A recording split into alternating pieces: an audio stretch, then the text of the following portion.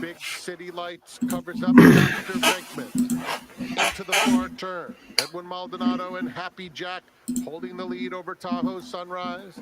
Big City Lights has been just outside of them. And Dr. Venkman awaits racing. All right, what do I need here? He's got some run. He's 2 lengths I need the off 4. lead with a quarter of a mile to go. And it's Happy Jack in front. Dr. Venkman is called on now along the inside of Tahoe Sunrise. Big City Lights outside of them. Happy Jack means business. He sprints clear coming to the 8th pole. Has a 3-length lead while hugging the rail. Dr. Venkman and Big Happy City Jack Lights is gone. are second and third, and no match for Happy Jack, who ran them off their feet, streaking home, romping home, in fact. Over 5 lengths for Happy Jack. He takes the triple bend in style. Dr. Venkman and Big City Lights. Okay, guys. So anyway, we're gonna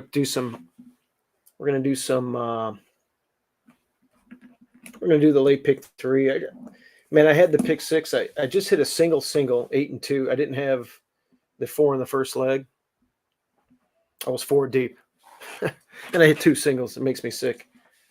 Number 2, Happy Jack was first. 1, Dr. Venkman. I also had the 4 Big on City Lights third. 3, Tahoe Sunrise 4, 2, 1, 4, on a 3. pick 4, or on a pick 5, excuse me. But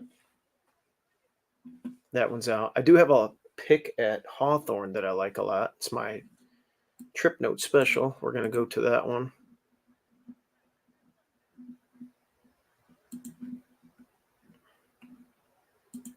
Hawthorne.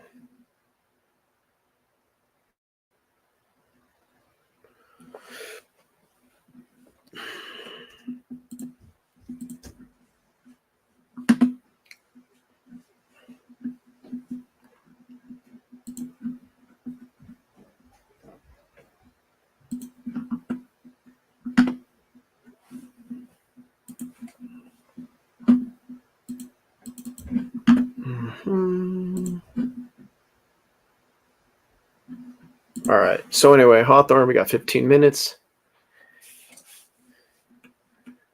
I'll show you guys a replay here of the 2. Right now we're 7-2. We're projected to go off at 9-5. Damn, I was hoping we could have got that morning line. But I want you guys to see this is off of a year layoff. The 1 horse. All in the gate. Play 20 acting up a bit. They're off. Slight Cook and Roses slow from break, the but watch outside the one trying here. For the lead here, Zavasarella showing speed. In between horses, moving up, play 20. Also right there, My Lady Slew, 4 across the track. And Stella now shifting back to 5th. Not Then good. to the outside, Palace Magic. The trailer is Essential Bella, having a bit of trouble there. So there you go. Lost all chance. They have to study as they move into the turn.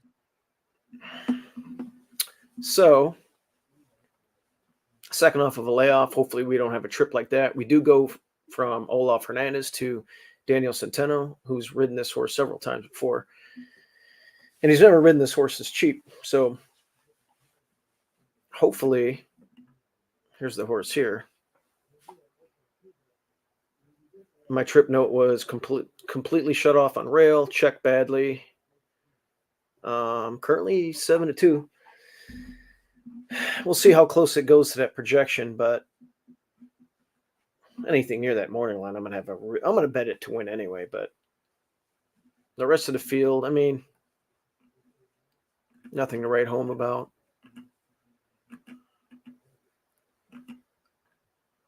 Couple of speed horses, some cheapies. The 8 is getting back on dirt. And the 9 has run better on turf in the past. But they're taking a deep plunge here and should be a pace factor on the cutback even. But yeah, I think Avasarala is the play here. Man, I'm really upset about my pick 6. Now that I hit 2 in a row, maybe I'll get 5 out of 6. How could I be 4 deep in the first leg, not hit it, and then hit 2 singles in a row? What a joke.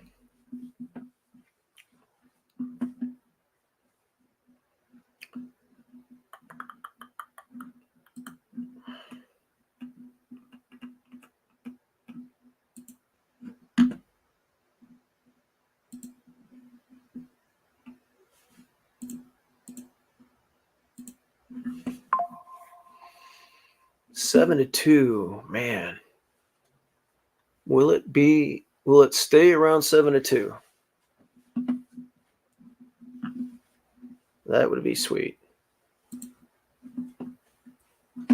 What are you guys playing? Anybody play Monmouth today? I didn't really pay too close attention to it. Daily double wagering kicks off. All right, let's hear what Jim and Emily have to say. Mile, condition $5,000 claimers with a full field of 12 to line up. Emily, this is a great wagering race. A 3-1 favorite. You have some live long shots in here. So many horses in with a shot. Yeah, I'm surprised to see Essential Bella favored right now. Not favored in the Will Pace. Another horse coming out of a common race with her. But we can start with Essential Bella talking through this full field, who ran a good race back on May 11th, closed to finish in that blanket at the wire. And they came back just in too tough 1 week later on the turf. This is a more reasonable spot. Certainly fits this level. Not crazy about the shorter number, while certainly capable. Yeah, definitely capable for sure. I mean, you look at the races 2 and 3 back, the horse definitely figures. I don't know if it should be that short of a price. I was kind of figuring right around the 9 to 2 morning line in here, especially with everybody staying in. You do have that turf race, which, like you said, it was much tougher in there. I mean, they kind of made a little bit of a move, but you just kind of put a line through that, go back to the dirt race. So I think that's what you work off of. There was really no intent for that turf race. It was first off a claim, just giving her a race to keep up conditioning, no worse for the wear, back at the right level. But there's some others in this field and some others coming out of that May 11th common race worth a look, including number 2, Avasarla is how I've been saying it. I think you said it a little bit different. I'm glad horses have numbers because that certainly helps me out. But Avasarla making that second start off the layoff and going back to that May 11th race. We were just kind of commenting that why wasn't Centeno aboard? Centeno being a regular rider from last year. Well, he jumps aboard today, and I think that's a positive. Avasarla is probably not quite race ready. He was a little bit fractious in the gate and was hard sent from the inside. Should benefit from that race, and this is the spot. Fits the condition very well. Yeah, and there she is right there in the walking ring. I call her Avasarala. So we'll see. Not only hard scent, but had a big trip note. Walk in the barn and see what she responds to. It's probably peppermints, and then you just work from there. But Avasarala, horse that has 5 wet track starts, 3 of 5 on the board, 10 of 20 on the board here at Hawthorne, is the most logical horse of the race. That being said, you can look elsewhere just based off that last start because I expected a little bit more in there. It was probably a little bit tougher with Palace Magic in that race, but everybody else in that field should have been right there with this horse. And it was a little disappointing. Like you said, though, Centeno gets back in the saddle today. He's fit this horse nicely in the past. You're getting a little bit of action, inside draw. I think they're going to show speed. We'll just have to see kind of what the race pick is. But Avasarala right now it's 7-2 on the board. Now, you mentioned the 12 horse, Suborb, as this is a horse taking action in here. Currently sits at 8-1 on the board right now. But a horse that was also taking action in the double. And usually this horse at 20 to 1 off those races, but yeah, seems like a little bit of a live long shot. Yeah, going back to the races at Belterra Park, those numbers stack up on par. It's just a question of being able to return with those numbers in this spot off the bench, and then what type of trip from the outside does have that early speed, is better when on or near the lead, and maybe they try to send from the outside, but you have to figure there's other horses that are on the inside that are looking for that same trip. So those are my reservations. Right. But at the 20 to 1, I thought it was definitely worth a mention because has the races that fit. I know Howard, when I did the show on Thursday, has this horse as a live long shot in here, and the second choice with some of those horses. So could come down currently sitting at 8 to 1. Yeah, Rachel Slavinsky just rode a very good race on Plain or Peanut in the last start. She's aboard this one today, and so we'll see how things unfold from that outside draw. Now, the 10 is Lady Atlantic. Lady Atlantic is 6 to 1 on the board. Julio Felix aboard for trainer Chris Ryan. Went 5.5 in that last out, forwardly placed in there, battled the whole way around and finished in second, beaten 3 lengths in that race. Now, you do have a win over a wet track for Lady Atlantic.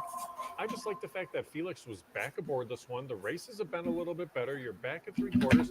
You should be able to rate close in a race that didn't have a ton of pace. I'm hoping for a price opened up at 4 to 1, now trickling up to 6 to 1. I think if you can get in the 8 or 10 to 1 range, then it may be worth giving a little bit of a look to Lady Atlantic. Yeah, I think it's a positive that she's getting some wagering support, and a positive that she's moved forward with each race, especially with Felix. I think that is such a key. Was aboard last out, but he was going back to some races prior. One of her wins at Arlington Park going back to 2021. Felix was aboard and aboard for a couple other minor finishes. So that rider change last out suggests intent and intent right back. Yeah, currently at 6 to 1 right now with Lady Atlantic. Now, a long shot is the one horse walking just in front over there. That's Stack Shack, a couple of horses in front of Lady Atlantic. Orlando Mojica's aboard this runner today for trainer Isidro Castro. Good on a wet track, pretty good at Hawthorne. Recent form has not been good, but when you want a horse to turn it around, you want him to do it at a big price. The Stack Shack sits right now at 32 to 1. Yeah, Mojica getting aboard just made me kind of cycle back around and say, why is he getting aboard this horse? Because the form, she looks like she's completely off form. Now, some of those races have been a little bit tougher. There's been a couple races that have been at this level, one at a route, and then that most recent race was on May 4th, where she was part of that early pace along the inside before losing ground. Mojica had been aboard one other time in the past and was a third place finish. So maybe that's some intent. It was for a different barn. I wanted to see maybe if the front wraps would come off, but perhaps the off track, they kept them on today. But I heard the rider changed enough, and their back numbers in the past that would make her a player. So she is capable of turning it around. The race will be there. Yeah, 32 to 1 right now on Stack Shack. Now, the 9 is Summer at the Spot. Summer at the Spot right now at 5 to 1 on the board. Luis Colon aboard for trainer Hugo Rodriguez. Another horse that likes it over at the distance. 10 starts at the distance. Has hit the board in 5 out of those 10.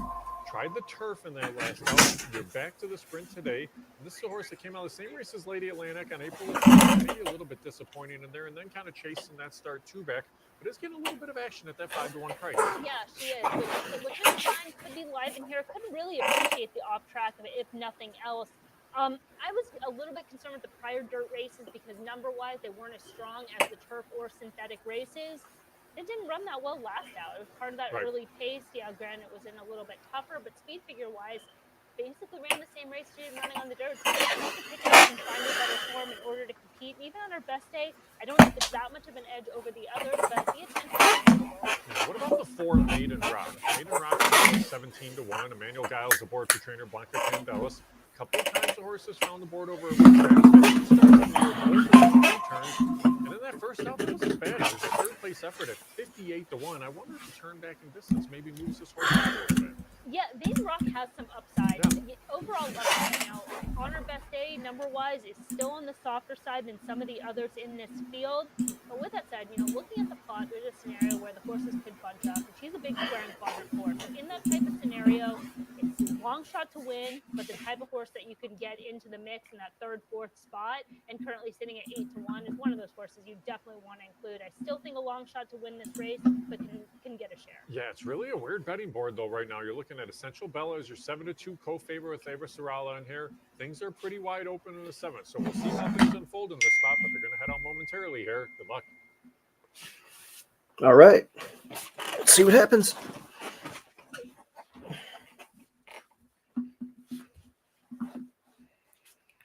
Right now we're at slate overlay, so I expect those odds to come down. Again, on the formulator projected odds. Let's see where we're at.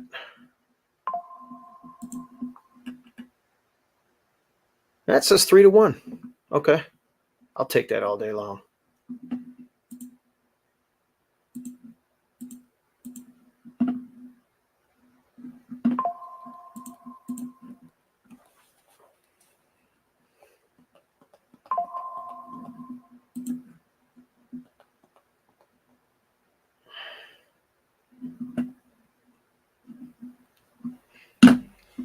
Let's see here. Santa Anita, 13 minutes to race 7. Man, I'm still upset about that. Nick, are you living in the future? I don't get it. Enlighten me, Nick. Am I living in the future?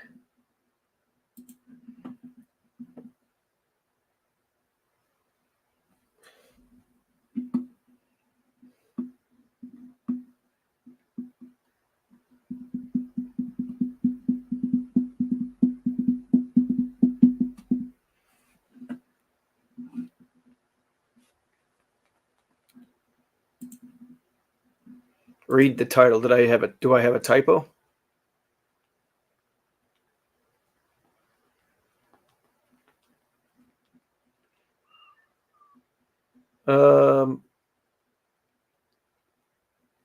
Sunday action. Duh. Today's Saturday. Nice find, Nick.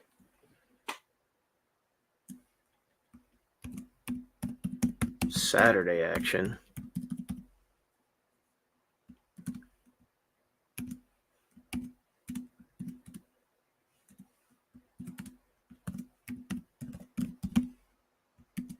All right, I fixed it.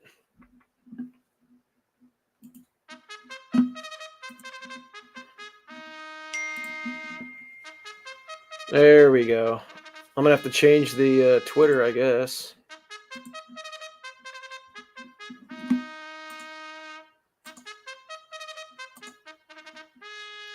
Actually, Twitter is just live action. Coming on the track for today's 7th race, they'll go 6 furlongs. Field of 12. Nick, what do you think of my 2-horse here? Play show exacta trifecta superfecta starts. I got a nice trip note. Post time in 2 minutes.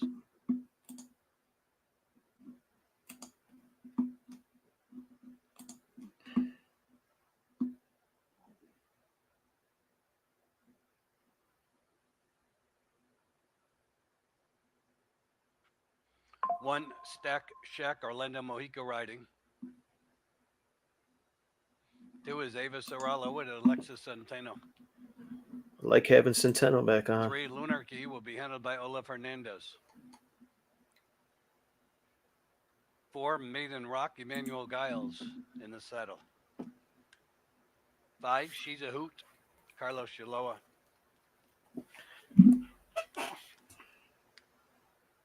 Number 6 CC's World with Rashawn Blanche. 7 Zenchua Sky Angel Reyes. 8 Essential Bellow Israel Hernandez riding. 9 Summer at the Spa Luis Colon. Here's 10 Lady Atlantic Julio Felix. 11 Shade Frank Reyes. And number 12 Superb Rachel Zelensky. They'll be at the gate in just a couple of minutes for the 7th.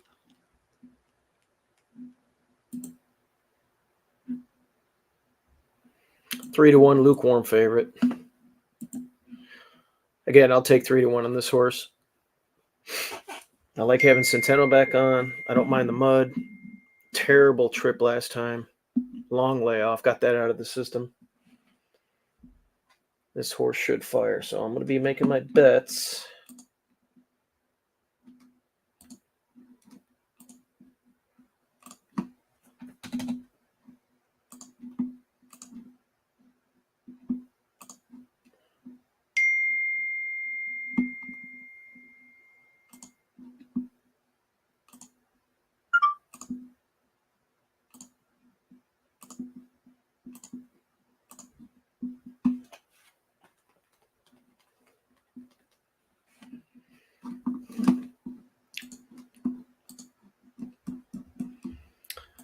I wonder if there's a double.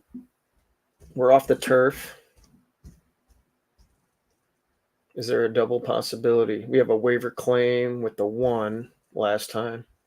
It's in for a tag this time. Manny Perez. 4 looks like a pace play for Mike Campbell with Julio Felix. We got the mechanic, Giles on the 6.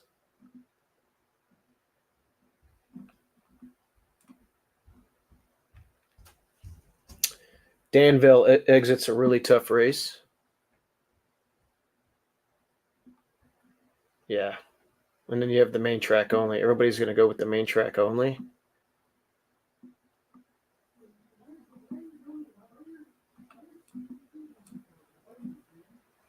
Pace play with 4. I got to go with the 10. You know what? This is a good opportunity to do a 3-10 double with Danville. 3-10 daily double at Hawthorne.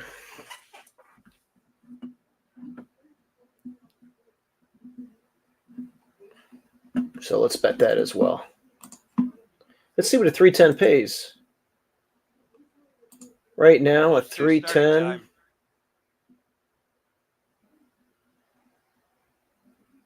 Wow, am I reading that correctly? Hold on, let me make sure I'm. Yeah, holy cow. No way. Racing fans, may I have your attention, please? On the advice of the track veterinarian to the starting gate, by order of the steward, scratch 1, stack shack. Scratch 1, stack shack. I'm not a 3. I'm 2. Duh. 2-10. I knew that was wrong. 2-10. Exacta, trifectas, superfectas, and 8-1. doubles starting on this race with 1 stack shack. Not worth it. There will be a consolation daily double of 6-1. Previously posted double payoffs no longer valid. If you have 1 stack shack in your multiple race wagers, which have already started, you will receive the off-time favorite. In this race, scratch 1 stack shack. All right, so yeah, I was thinking the odds for. Okay, so 2-10 is only 8-1. I'm not going to play the double. I'm just going to bet a win bet.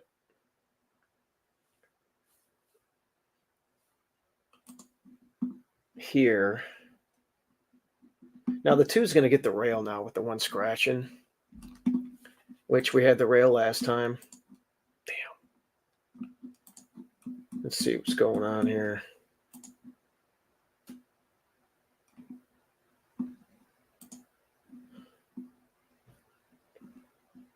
I mean, really, the 1 had no chance anyway, in my opinion.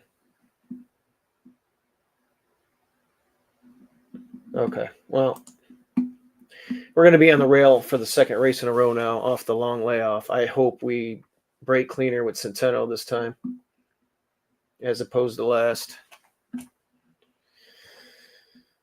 Not 3-10. Let me edit this. What the hell? Delete comment. 2-10 double if you guys want to do it. I'm not going to bet it. Unless it drifts up. Let me check it out.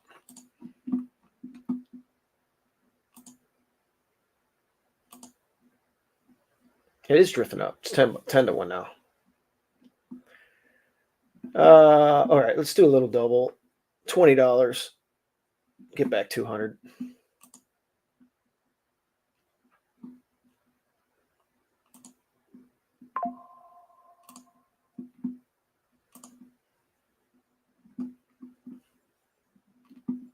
Now they're moving towards the gate for race 7 here at Hawthorne in less than a minute.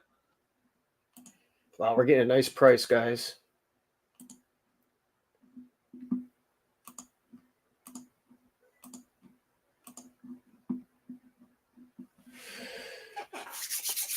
All right.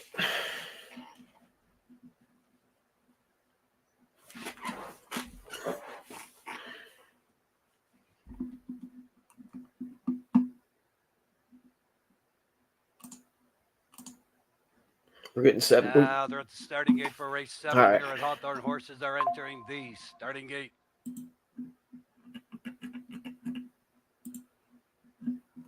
Here we go.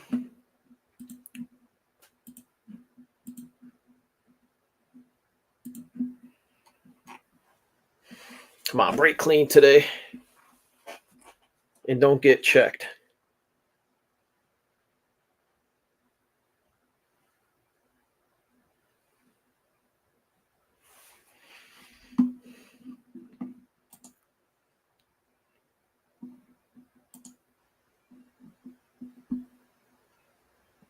Last two to go in will be Zenchua Sky and Superb. Waiting now.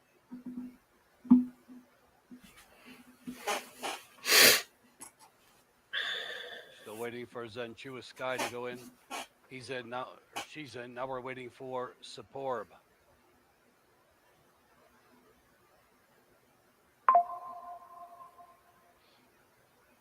Now they're all in the gate.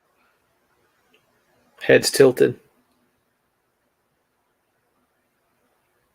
Acting up slightly. 8 being on the inside, man. They're off. Not great. In between horses, that's She's a Hoot going for. All right, the just lead. don't get Right checked. alongside comes CC's World up. Just along the relax inside. down there. Goes Lunarchy. Lunarchy now takes the lead on the far outside. Superb moving into second. In between horses, CC's World third. She's a Oh Hoot boy, shuffled here we back go to again. fourth. Then to the outside, Like clockwork. moving up fifth comes Lady of Magic. Outside of her is Sade Purse. Looking I tell for you, Race man. Serum Summer to spot in tight quarters. And towards the inside, Ava Sorella. Essential Bella Unbelievable. finding a good stride. I'm going to have a on the double far trip note on this outside. horse. She's a Hoot has been shuffled back. The trailing pairs, they move around the turn. Maiden Rock and Zenchua Sky, they come to the top of the stretch. And your leader, Superb. Around the turn, they're in the stretch. Come up the rail, Superb damn it. comes Come up off the rail with turn, this, two too. on top. Up on the outside, Sade Come on, Purse 2. coming Dig to down her there. You're the second. best horse. Towards the inside, trying to close ground through the stretch. Come on, comes 2. Lunarchy, and down along the rail, Ava Sorella. On the far outside, Essential Bella. They're in deep stretch. Superb still has the lead. Ava Sorella's closing on the inside. A late move That by sucks. She's a Hoot. 2 trip notes. Superb wanted She's a Hoot. Whoa, what a race that one went. Left, got shuffled back, came flying late to be second. It's tight for third. 2 bad trips in a row from that horse. Unbelievable. This is why I don't like the inside post on a sprint. Terrible.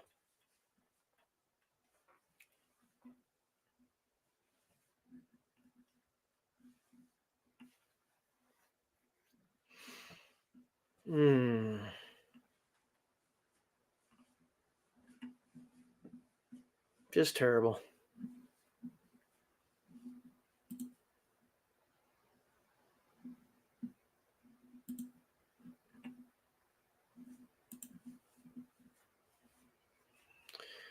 Well, yeah, I mean, I just wanted a cleaner break, but I just didn't want that check again. It checked twice on the rail, twice.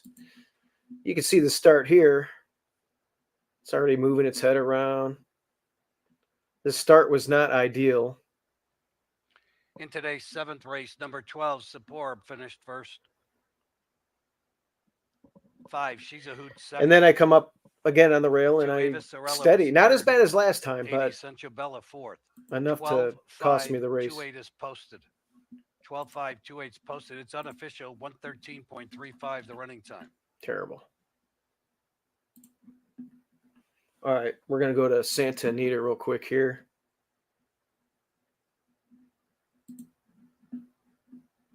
Let's see.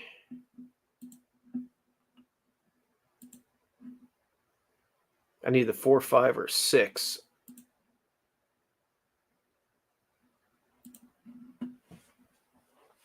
I need to beat this favorite.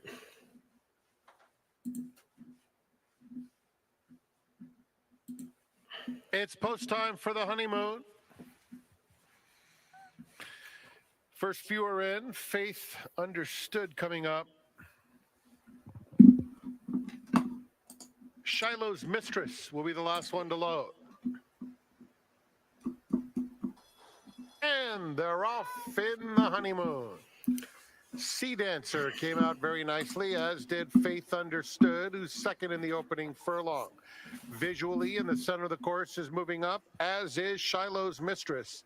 And so by the stands, the first time, it's Sea Dancer in front of Visually, and Shiloh's Mistress is now racing in third. It's another 3 back to Circle of Trust, taking fourth. Faith Understood, Relax Now, racing 2 lengths in front of Pink Whitney, who's on the outside of Sakura Blossom. It's Sea Dancer and Jeremy Laprida dictating terms, opening up 3 lengths. Visually is second, and neck in front of Shiloh's Mistress. I like to see Visually went for Circle of vibrato. Well spotted fourth, 6 lengths off the pacemaker.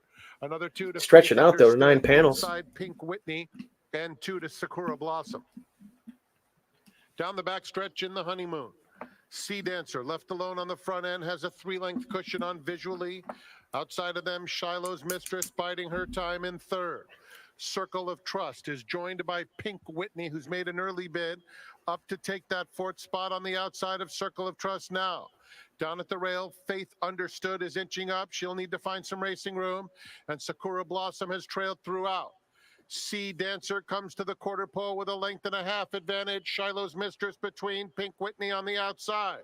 At the rail, Visually. Where's that 5 at? Circle of Trust is angling, has to go 4 wide, but has a clear shot as they straighten. Come on, 4, 5, or 6. Is coming flying down 4, the center 5, of or the course. 6. Sea Dancer, 1 from the rail. On the outside of them, Sakura Blossom has surfaced late. It's Circle of Trust. Sakura Blossom moves into second. 5. Circle of Trust, another outstanding ride from Antonio Fresu to take the Honeymoon.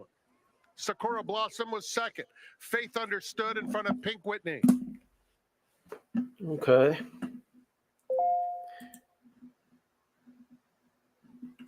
That'll work.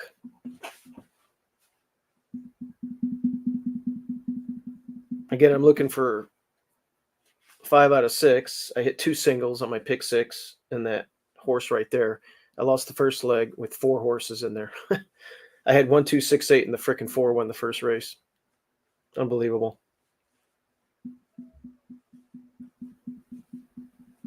But I can hit 5 out of 6 4 times. I paid 5 out of 6. Circle of Trust I'm was assuming. first, 2 Sakura Blossom second, photo for third.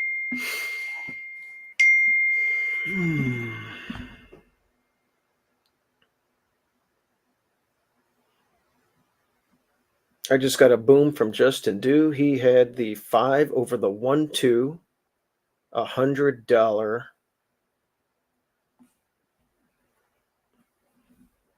$100 double.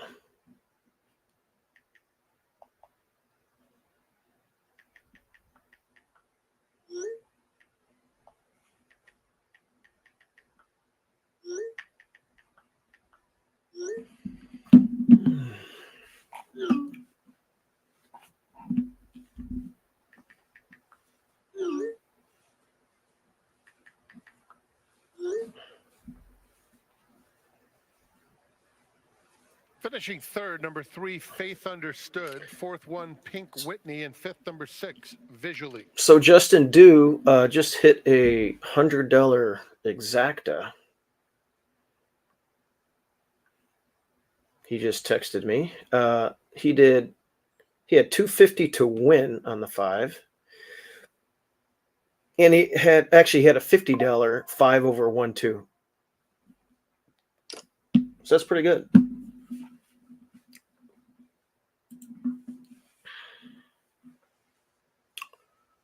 I had the 5 on my ticket. Man, I'm upset I lost that first leg. All right, so he got, wow, the exacta paid huge.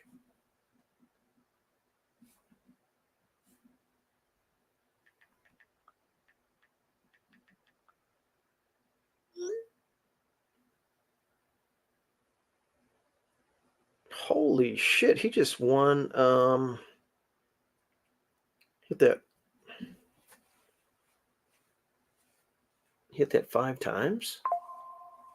Was that $30-something $100 plus the win bet?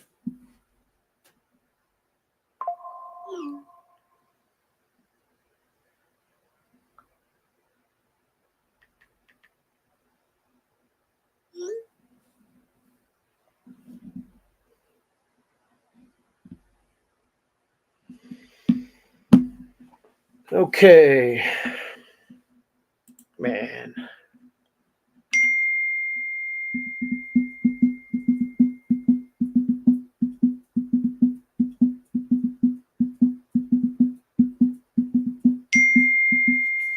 Phone's going nuts. Plus the 250. The winner's circle is Circle of Trust. She is a 3-year-old bay filly by Union Rags out of Open House, owned by Jim Downey, trained by Phil D'Amato. 2 wins today for Phil D'Amato. Ridden to victory by Antonio Fresu. All right, let's go to Wins for Hawthorne. Antonio Fresu.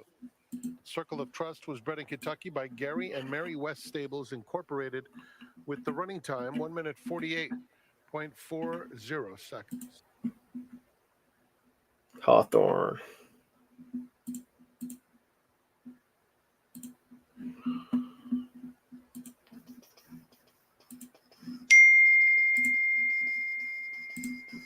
All right, so anyway, let's look at the last race here.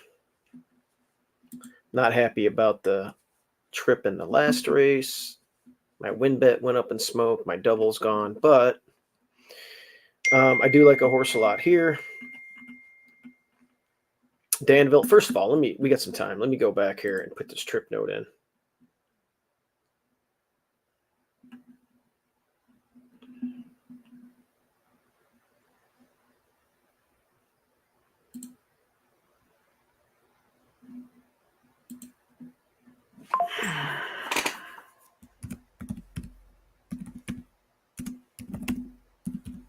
No, actually, what I'm going to put is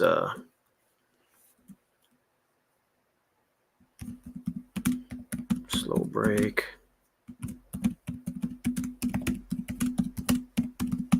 Checked again on rail. So we'll bet this one again next time.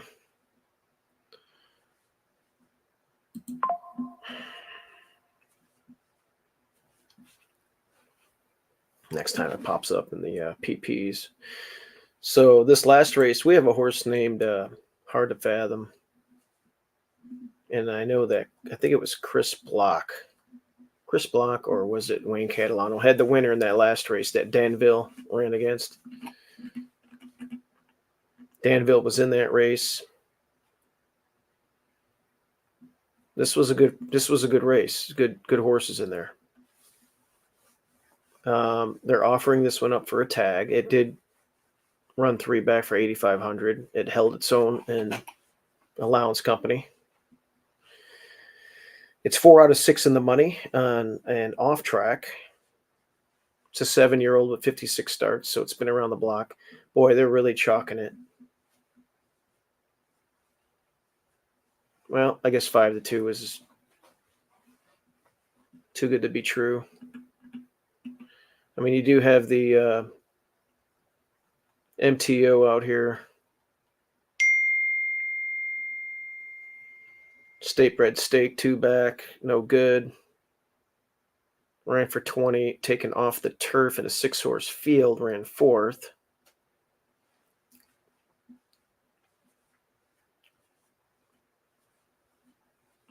Ran it okay in the mud here. I don't know. Man, the other horses are just not much. I mean, you got a possible pace play with the 4. I would imagine the 1 might muddy things up with Manny Perez. That horse doesn't like to win, but it's got 7 seconds. I would assume they're going to send from the inside. Maybe spice things up with the 4. The 6 is in bad form this year. Some of its races from last summer could fit in here, but can't endorse it.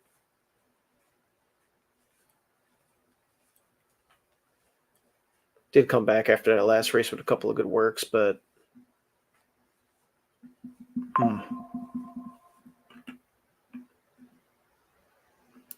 Red Hornet has a 95 early time form pace rating. Ran 5 panels, 2 back for 12.5. Last time in the slop did not show anything, though. You figure stretching out, it would have showed more speed, but it is Brittany Vandenberg, so it's going to take money just because of the connections. You know, jockey, Mojica.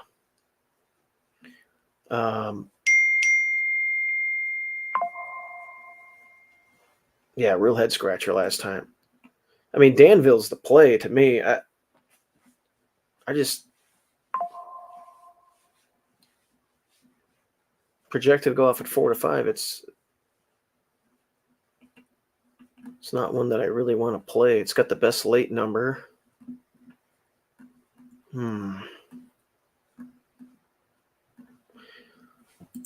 Well, we're playing Hawthorne the last race. We got to pick a horse. Hopefully the price drifts up a little bit on that one. Look at race number 8. I want to go back to the 7th for this reason. All right, you talked about how Superb was taking some action at the windows. You talked about how the horse definitely had a shot. Rachel Slavinsky rode a very good race, and the horse ran awesome. Makes sense for me of 3-1 because this horse was 10th at similar level at 46-1, 6th at a similar level at 46-1 in those last couple. How do you get 3-1 today? You go even further back. You have to excuse the last 8 races. Right, 8 races. 8. But it's worth it. Just because it's starting off a new form cycle, the horse started to lose form. But going back to those Belterra races, the numbers were consistently on par. And my pick didn't get a good trip again. From so many of the horses on the inside, post 7 through 11, they all got hammered at the start. Avasar Arla ended up tossing her head at the start. I'm getting better at it. I'll get there. By the end of the season, I'm going to get it. The horse will be back in 2 weeks. Exactly. Tossed her head at the start, and then was chasing inside. But I think it's so situational. But the horse made sense, and if you like her, you got there and got the right trip in there. And sometimes that's all it takes. And then the other winner was a late scratch. I don't get 3-1 though. I'll tell you this, so like you said, it's an underlay. I will say that. Massive underlay. Yeah, massive underlay. Sure. But here's the thing, you're right. Everybody smushed each other to the inside. It was clear sailing from the outside, clear being able to cut across. The rider did a very good job, and it's a long run down the backside into the turn. So you weren't hung wide. You had good position. The horse responded nicely. One, like the horse, should have been 3-1. That's how the horse won the race. I just could not believe the price in there. Yeah. Every once in a while, I'm baffled, and that was one of those where I was completely baffled. I love how you said you gotta look beyond the last 8 races. So that's a little inside joke. Yes, it is. I love how you threw that in. That's good. That was great. Thanks. Super helpful there. All right, race number 8 today. We are off the turf. We go a mile and 16th on the main track. We're going to lose it here, which is awesome because we only have 6 horses to talk about. I collapse off the 13-5 claimers. 8 of them are scratched, so 6 of them remain in here. Danville right now is 8-5 on the board. Should be the favorite here. Good on a wet track. Good on 8-5. I'll take 8-5. Didn't matter. Drops in class here today. You're looking at the horse in the paddock right now, a deserving favorite in this spot. Yeah, he's coming into this race with some of the higher, more consistent speed figures, and coming into this race with form, finding some class relief out of those most recent allowance races. And it's a major class drop, especially with the change, and the race par drops significantly. Danville has the ability to show tactical speed and work out a trip from the outside. We're going to lose it. We're not making it through this whole field. You know we're not. So just Danville was really, yes, this is a horse that definitely does figure in this spot. Loves this track. Everything does line up. 13-16 on the board over this track. Chris Banks has the horse well placed. Luis Colon fits the horse nicely. Yep, probably figures to be 8-5 in this field of 6, but that's where you get right now with Danville. I like the 8 Red Hornet. Red Hornet from the barn of Brittany Vandenberg. You get that one right there on your screen. Orlando Mojica in the saddle today. Now, did race on the slop in that last out and really didn't show a ton. Showed a little bit of early speed in there. That was going the 2 turns. They're going to try it again, though, but this horse does have a second-place effort over the off-going as well. It's a barn that has done well on the meet. We talked about that earlier. I'm actually a little bit surprised with this field of 6. You're still getting 6-1. Yeah, based on the wheel pace, could come down a little bit. You don't have to quite excuse the last 8, but excuse the last 2, especially on opening week. Going back to that March 24th race, that was a complete excuse. Had legitimate trouble soon after the start. Bumped around, just was compromised, and then showed run afterwards. You draw a line through, and I think the connections were like, we have the horse ready, let's just rush right back. And I remember doing the analysis for that race and saying, I really wanted to like Red Hornet off that race. I thought he had a big look coming back, but the April 7th race just didn't set up for him from the trip standpoint. There was too much other speed. He was going to get caught wide, and that's what happened. Now they've refreshed. They look to come back on May 4th. Trying to get in on a turf race, didn't work out, but back at this level, and I just think everything fits for them in this spot to improve.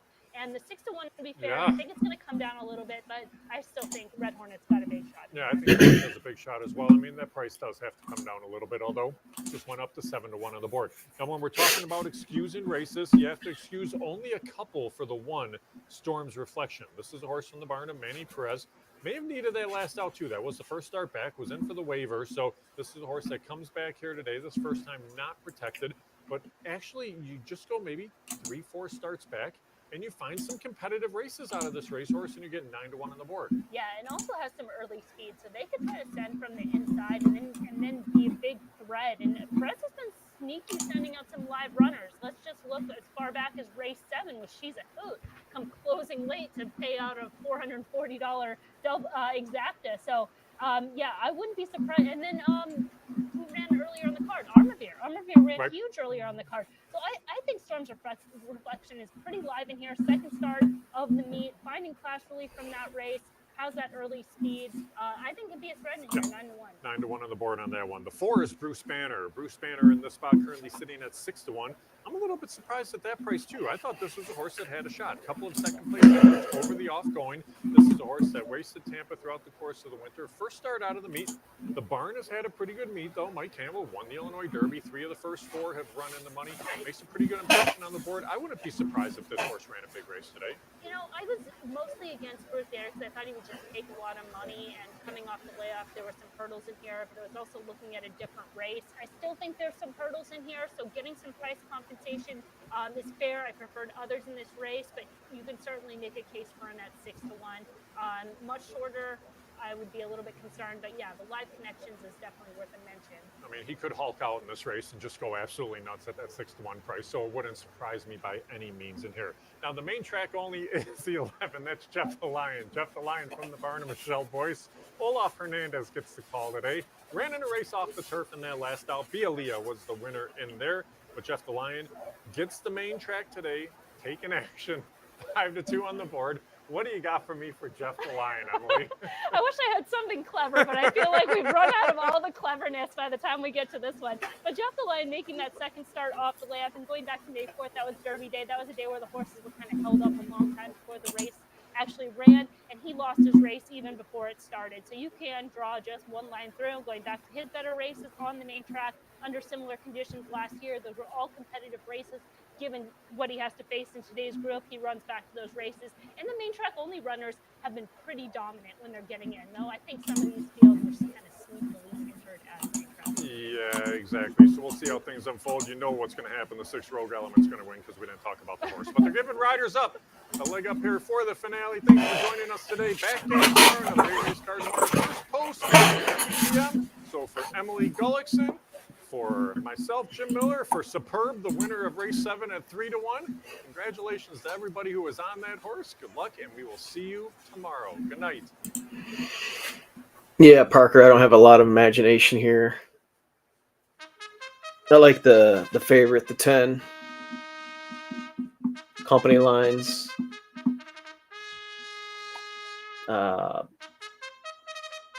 It should fire here, but I guess the sneaky one here would be the potential speed horse. Off the turf, they'll go mile and 1/16 on a muddy track. Anyway, I think the sneaky one here would be the 4 horse, just because it should have the lead.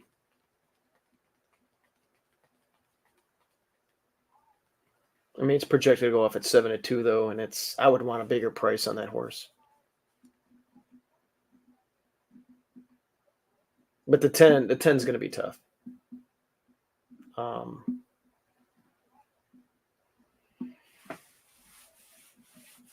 That last race was pretty good. That Cascade Cruiser really surprised me and ran a huge race. And this one ran 3rd in that race. And we had a horse that ran 4th that I thought would win in that race. Hard to fathom.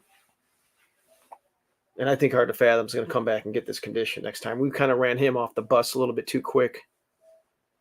Like 2 weeks. And then we had to ship from Oaklawn. So we thought we could just enter and win it. We were the favorite, I think. Let me look at that real quick. We were actually 7-2 in that. No, what were we? Yeah, 7-2. The favorite was the winner. We were the second choice in there that day. But Cascade Cruiser got a 76 buyer speed figure, and they spent $100,000 on that horse, and it's a nice 3-year-old. So we'll see where they go with that one. And then Hercules set the pace and just got tired and caught. So 3-2. I don't know. I'll take $5 in a short field.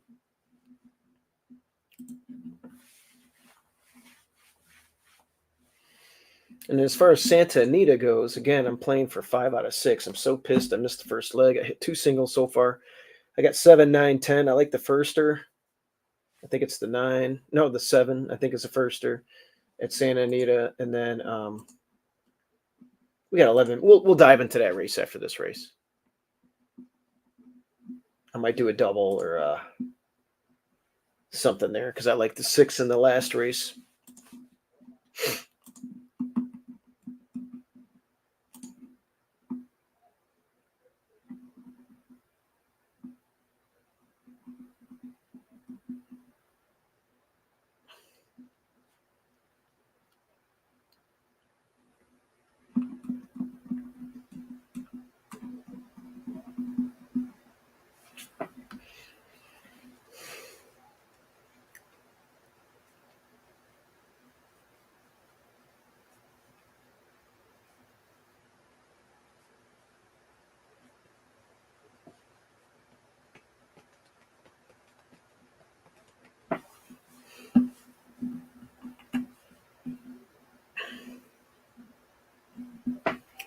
Forster for Pereiro.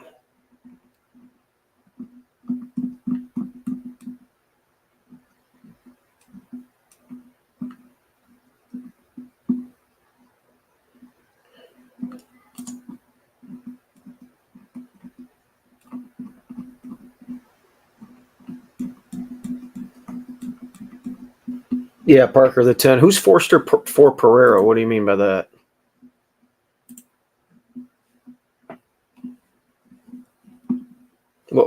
What race are we talking? What are you referring to there? Oh, are you talking about the 8th race?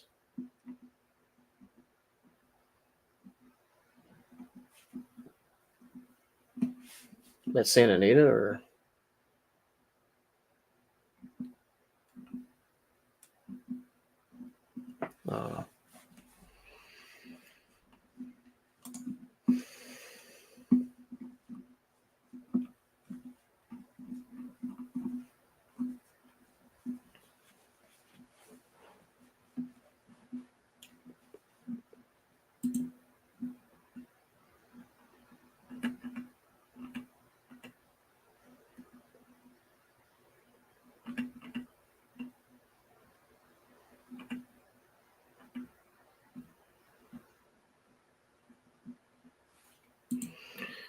If you guys are on Twitter, follow me on Twitter.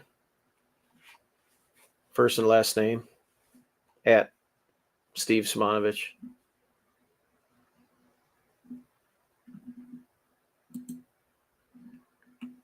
At Santa Anita. Oh, you like the firster? Yeah, I like that horse. Yeah, I've got is that the 9? I think it's or the 7. It's the 7, I believe. Or wait a minute, the 2. Oh, you like the 2 horse? Okay, let me look at the siblings real quick. The Broodmare was a pretty classy one at Woodbine many years ago when it was a dirt course. Graded stakes winner. And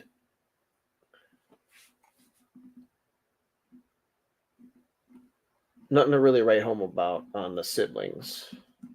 Best sibling is Dan and Sheila. 230 grand, 5 wins, and 47 starts. So did some decent work, but okay. All right, let's see what happens here with Danville.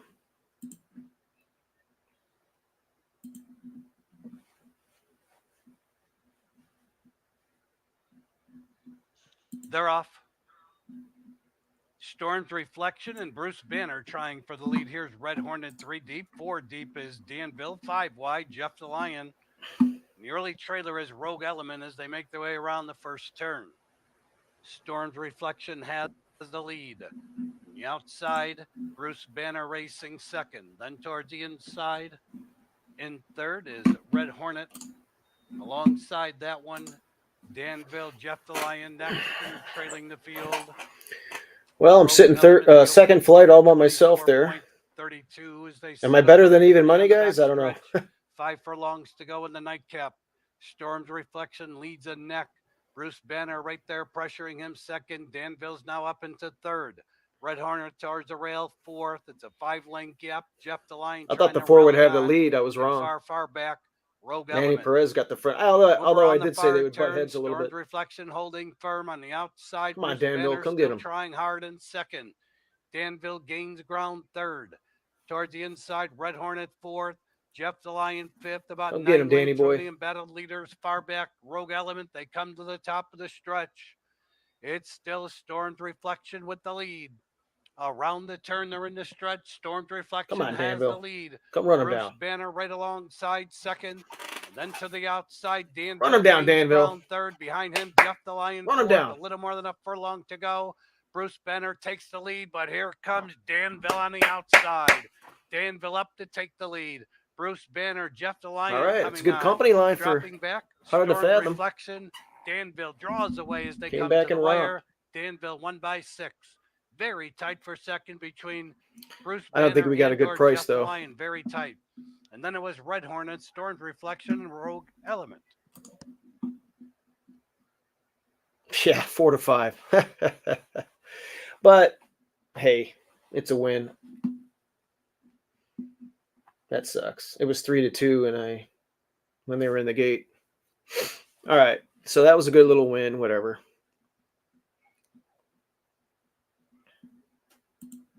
Listen, I don't want to take too much credit on a 4 to 5 shot, Parker, but I'll take it. I'll take it.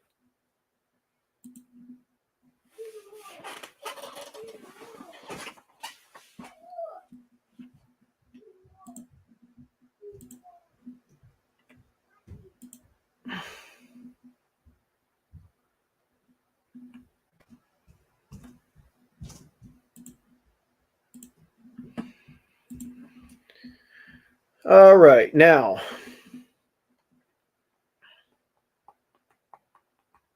so this is what I got going on here, guys. Again, I was 4 deep in the first leg of the pick 6. Was 1, 2, 6, 8. Did not have the winner. I think it was the 4 or the 5 that won. Singled the 8 in second leg at 1. Singled the 2 in the third leg at 1. Went 4, 5, 6 in the last leg. The 5 won. I'm 7, 9, 10 here. Again,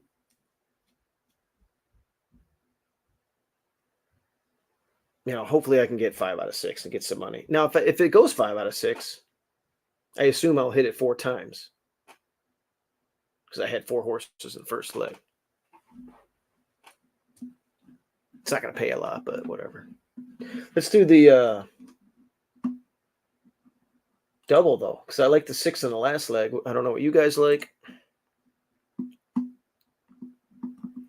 Parker, you like the 2 here. Out of the firsters, man, I kind of like the 7 a little bit more. Although you do have a good broodmare that's done really well. My broodmare on my 7 has done all of her damage on the sod.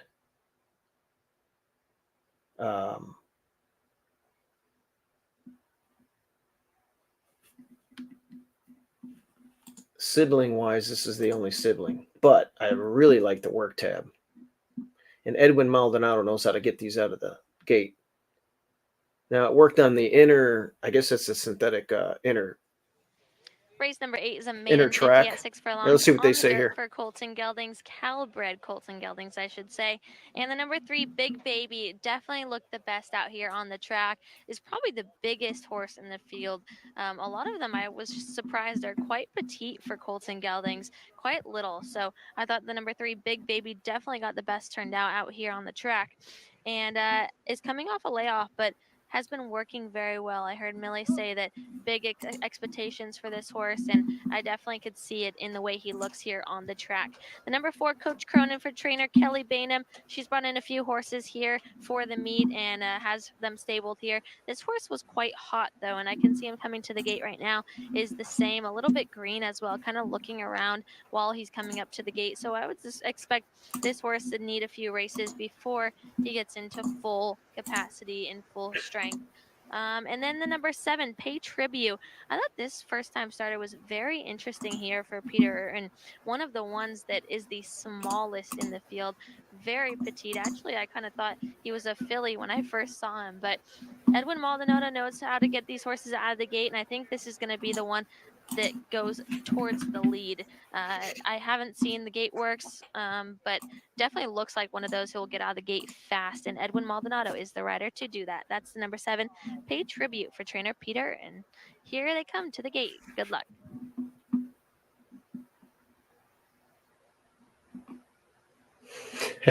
Drayden Van Dyke, you got that right. All right, so this is what I did. I did a $5 try, 7 over 2, 9, 10. I threw your 2 in there. Horses have reached the starting gate. It's post time for Ed's race to the finish line. There's my bet. Keela talking coming up. Oh, Van Dyke's on that 6 in the last leg, huh?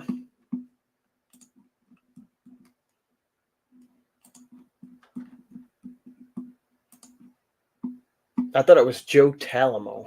So there is a jockey switch, is what you're telling me? Will be next. I have Joe Talamo. I would never play Drayden Van Dyke.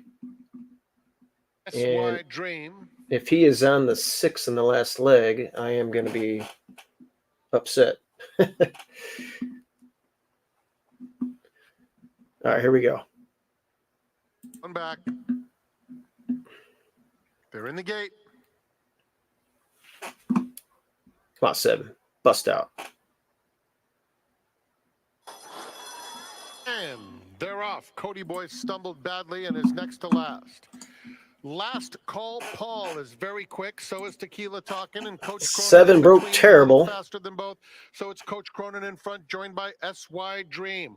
War on the West is just outside of that pair. Tequila Talking now 4th. Last call, Paul is 5th. Artist Point down at the rail, 3 lengths off the lead. It's a gap of 5 to Big Baby, who's Wow, they went quick through the opening furlongs. Passed by Pay Tribute. Crown Prosecutor is outside of them, and Cody Boy is last. 3/8 of a mile to go, and it's Coach Cronin leading the way. 7's running incredible after the terrible start. Followed at the rail by Artist Point, Tequila Talking between horses, and on the outside of them, Last Call, Paul makes a bid in the purple. It's not going to win, but War on the I'll West put a trip has note now in on it. dropped right out of it. Pay Tribute is next. They're at the top of the stretch. Coach Cronin, the leader. Artist Point trying to come through along the inside. Outside of them, Tequila Talking is fighting on. 2 lengths clear of Last Call, Paul. Coach Cronin with a 16th to go is home free. All right, it's the 4 Coach one. Cronin and Armando Ayuso completely outclassing them. Wins by 5. 17 Second to goes 1. to Tequila Talking in front of Artist Point. Last Call, Paul was next. And then it's a photo between Big Baby and Cody Boy to complete the super high 5. Well, you know, it broke slow twice, and now it broke good today. So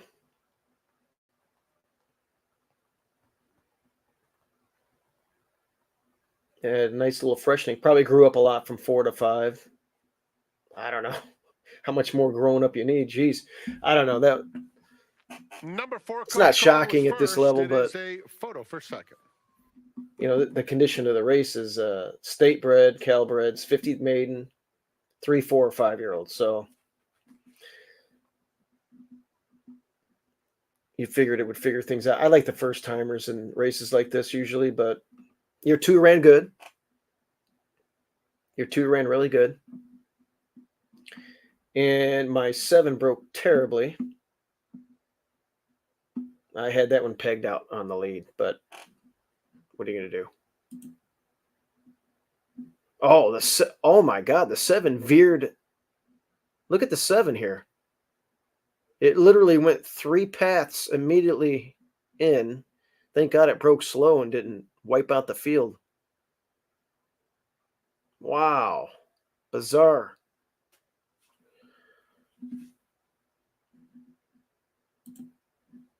I'll have to put a trip note in on that one. The running line is so bad on that 7. Maybe I can figure something out next time.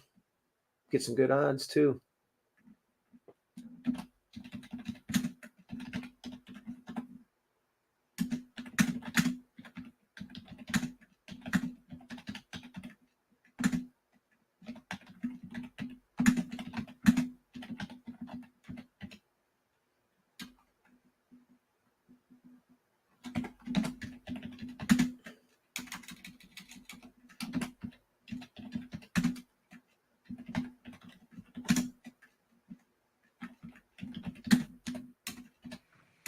Second, number 2, Tequila Talkin'. Third one, Artist Point. Finishing fourth, number 10, Last Call Paul. And fifth was 3, Big Baby. It's 4-2-1-10-3. Entering the winner's circle is Coach Cronin, a 4-year-old gray gelding by Point Piper out of. All right, so I got that trip note in on the 7. Galloping Bruin Racing. That 2 ran big, man. Kelly Bainham, the winning trainer. Armando Ayuso aboard for the victory. Coach Cronin was bred in California by Willow Tree Farm and G.W. Thomas. The running time, 1:10.50 seconds. All right, can we get, let's see here.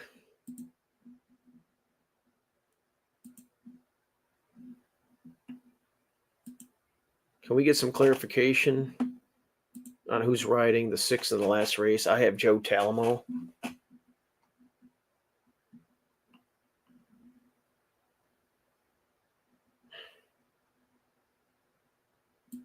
And I never would pick Drayden Van Dyke.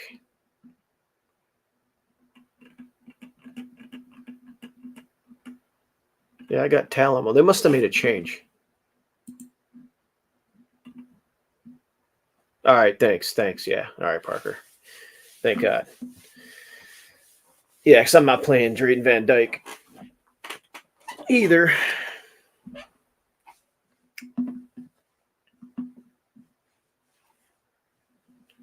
All right, so we have that. Is there any other action while we're waiting for this race? No, there's nothing else running. It's literally just Santa Anita, Canterbury Park. Let's go to Canterbury and just watch a race. How about that?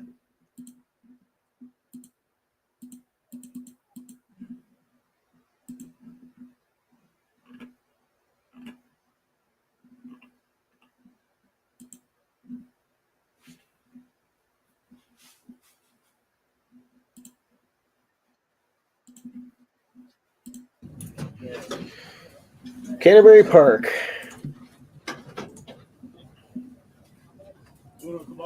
Just live action.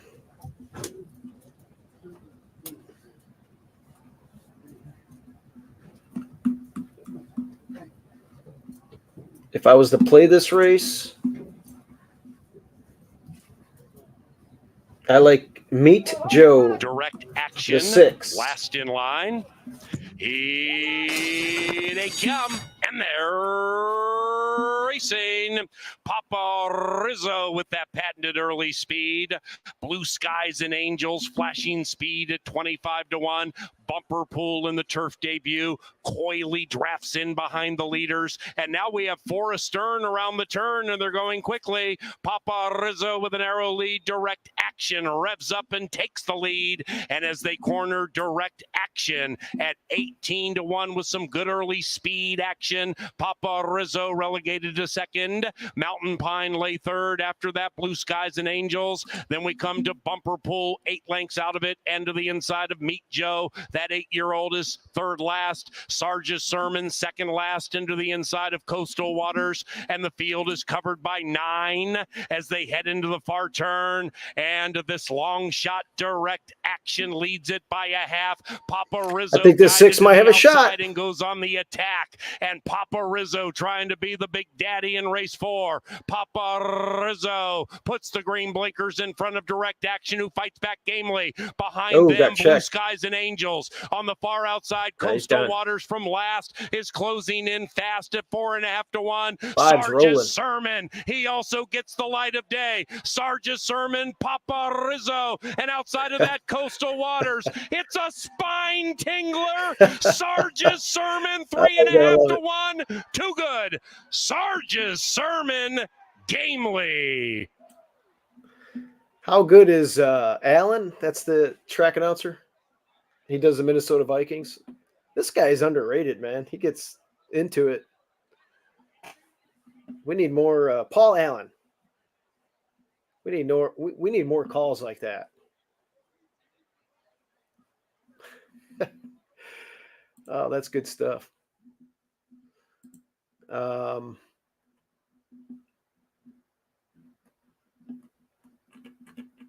Anyway, so this next race at Santa Anita.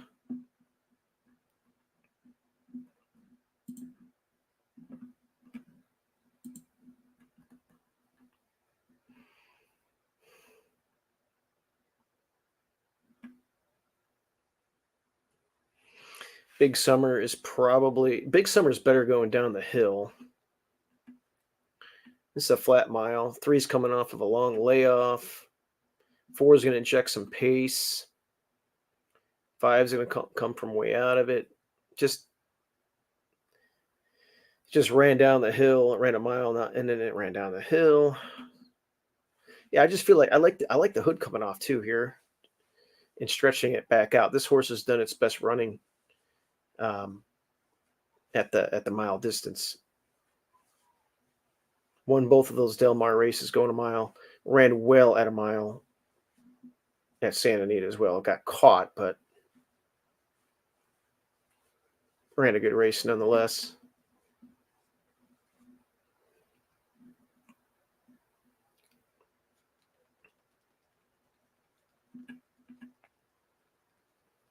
This runner here looks pretty good, but it's got Van Dyke, our buddy. And then this is the wild card, the Turf Paradise Invader. Ran a good race there, and at 40-1, they're going to be like, all right, let's give it a crack. But yeah, I think I like the 6 as a pace play on the outside. I don't want to get the trip of death though. I don't want who's going to go from anybody going to go from the inside. I hope I can see. I don't know what this horse is going to do. The 2. Are they going to relax it a little bit? It's stretching out, so it's going to show some natural speed. I'm hoping I can just get the front. The 4 is another one that doesn't usually like to go to the lead. It went to the lead going 9 panels a few years ago.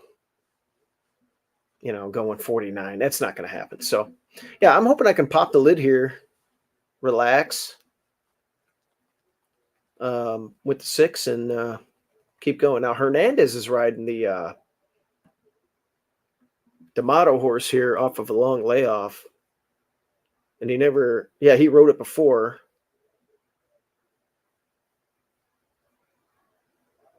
But he gets off my horse. Maybe he gets first call on D'Amato's runners.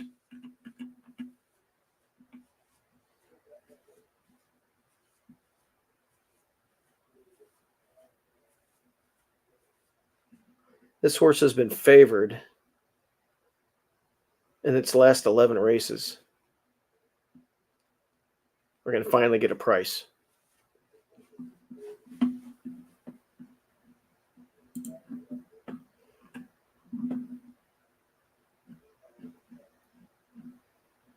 Okay, good. All right, let's see if we can get some bonus action. We got 20 minutes to post. What do we have? Evangeline Downs.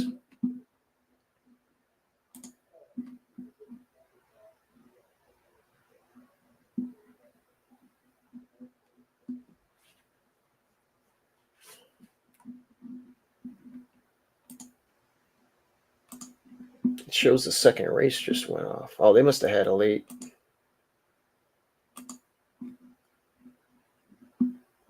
All right, they must have had a delay because the minutes to post is all screwed up over there. It looks like they're only in the second. The second race just finished.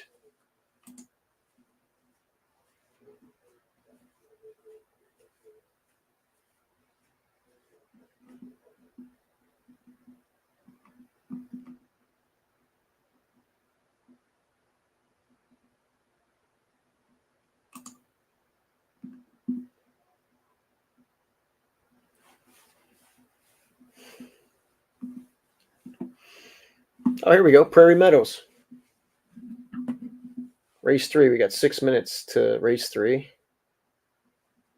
Let's take a peek at that one.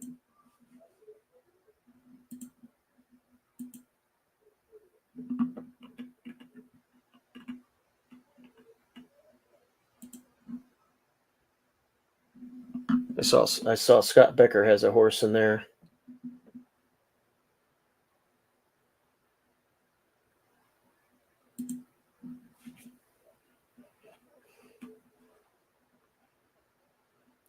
Yeah, you got that Oaklawn Invader. Wow, look at this.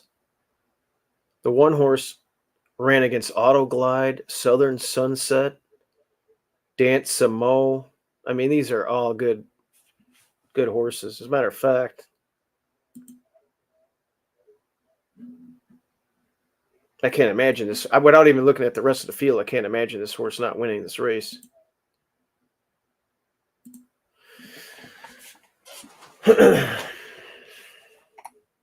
Here's Auto Glide.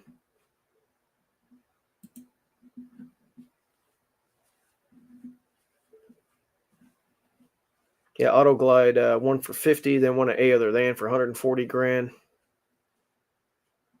We haven't seen it back. And by the way, Southern Sunset beat Auto Glide, who beat this runner 2 back.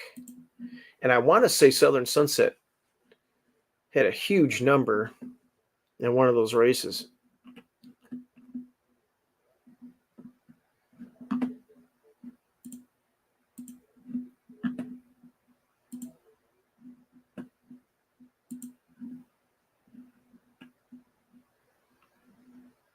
Let's see here. Let me see what the track looks like over there right now. It's fast, okay. Southern Sunset.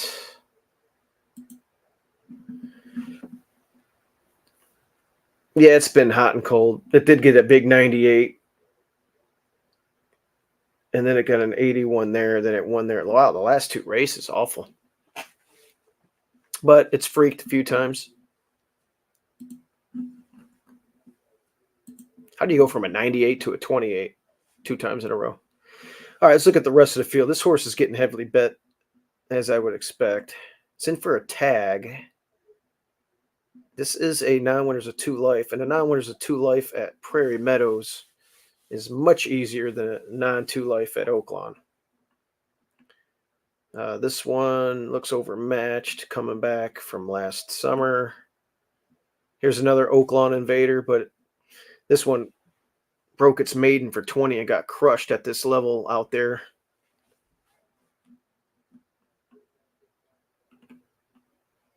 Another Oaklawn Invader, but it won a 12-5.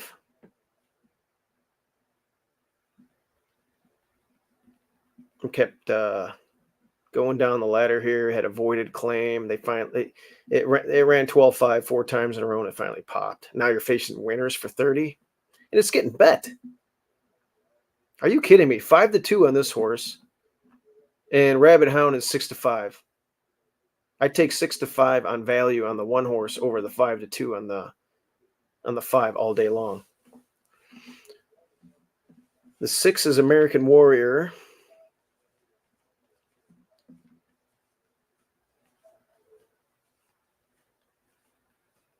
This one, you could probably dig deep and say, hey, maybe it can do something. But, it's a 3-year-old. I don't like betting 3-year-olds until later on in the summer. Around Saratoga time, you could look at 3-year-olds against older horses. Delamar, Saratoga, July, August. But I don't like running 3-year-olds against older now. After saying that, we do have a horse running tomorrow at Hawthorne, facing older, and a non-winner's a 1. But I would assume you're getting weight, and you're getting 5 pounds.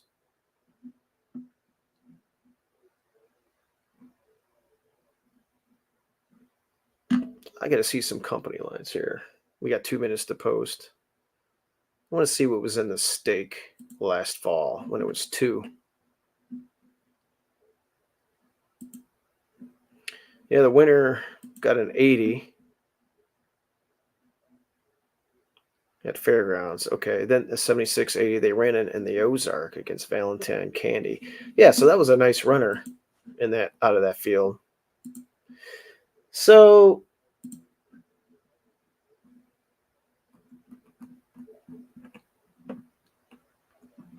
all right, so the 1's even money. The 6, man, I hate the 1 hole too, but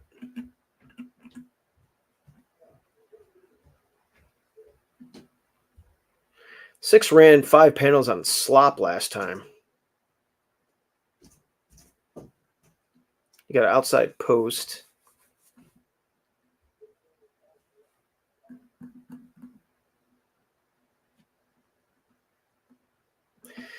One's cutting back a lot, too. You know what? I'm going to try and beat the favorite here. I think the 6 has a good shot to win this race. I really do. Get on a fast strip today.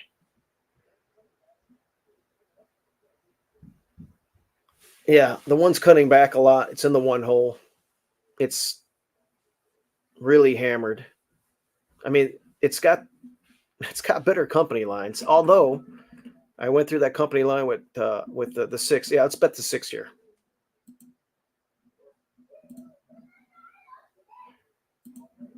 So let's go to Prairie Meadows. Oh, I got to get it in. Get my win bet in. 7-2 is a square price, too.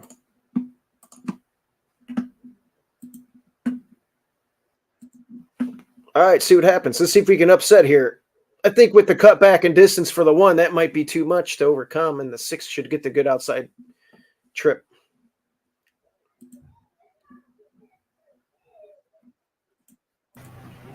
Marco, I need the 6 here.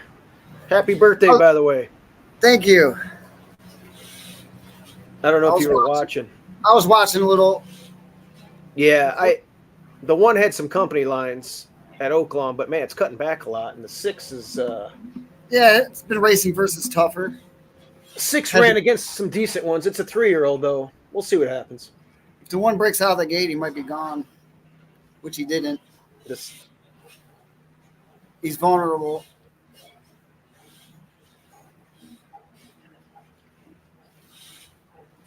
I'm getting a perfect trip at the 6.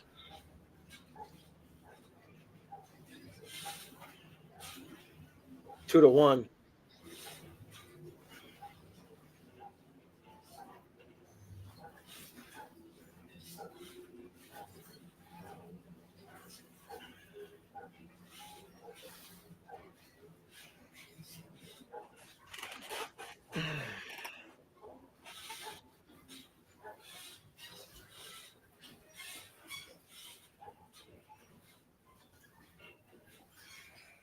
Come on, 6. Yeah.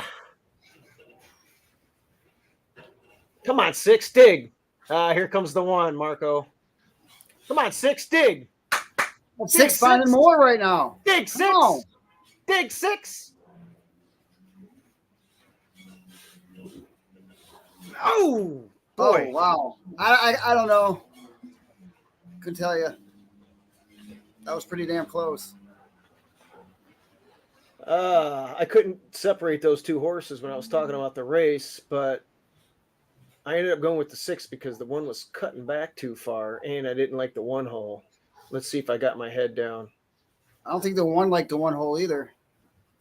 That's what I'm saying. Come on, 6.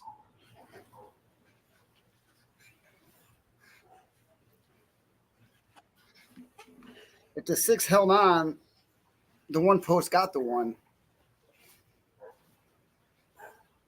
Where's the wire? I don't think I got it, Marco. Oh, I got the best head bob. Yeah, you got that. Oh, I got a great bob there. The 1 looked like it.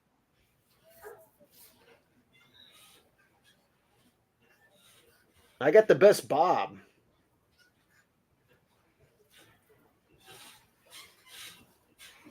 Right? That was after the wire, though, already. 6, I got it. Oh. Yeah, the 1 post cost the 1 the race. Right. I'm telling you, the 1 hole By in that sprints. much. The 1 hole in sprints are just awful. They're just awful. And I couldn't separate those two. And at the last look at the odds, though. Wow. It just made sense to go with the 6 over the 1. The 1 got pounded. You know, the 1 ran against awesome horses, but I saw a nice little company line from that 1 though too. On a fast strip, it ran pretty good, and some stakes company as a 2-year-old, and this bodes well for us tomorrow because this is a 3-year-old running against older. And we have Champagne Mike running tomorrow against older. Yeah, I can't wait for that race. You know, and I know it was a sprint, but the 5 pounds probably made a little bit of a difference there. Enough where I can get the win. Yeah, I mean, had to have.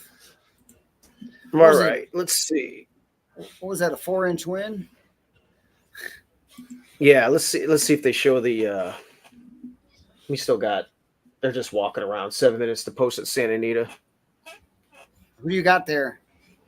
I got the 6 over there. We're going to talk about that in a second, but just so you know, oh no, I lost the last leg in the pick 6, but I was looking for. All right, so I got 660. The exact was 1120, and it was really easy. To be honest with you, I didn't see any other horses besides those 2.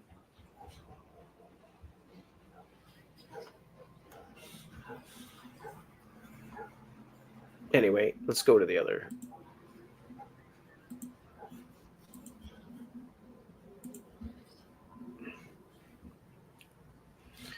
My long shot at Santa Anita is the 9 The 9? for a long shot play. Well, let's look at it.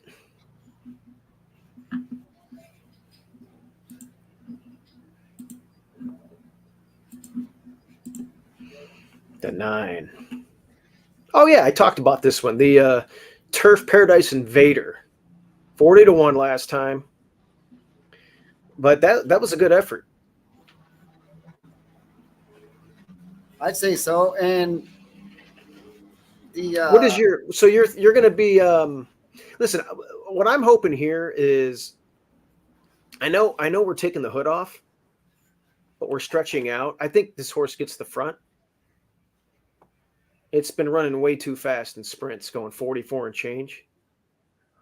It's much faster. You know how the hill races are. You know, the 2 here.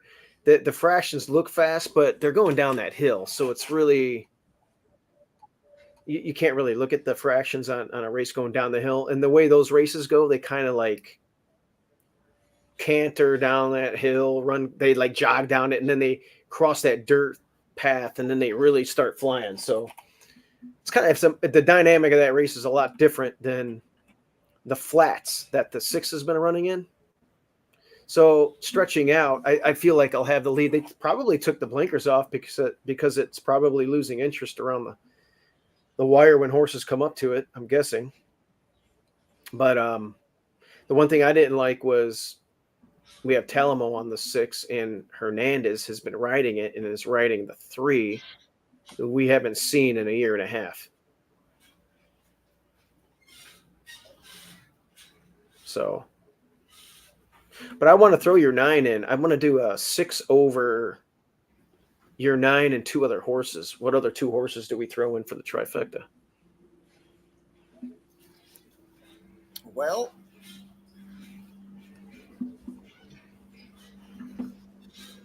let's go up here a little bit. Hugo likes the 9, I think. Yeah, your horse. This 9. I mean,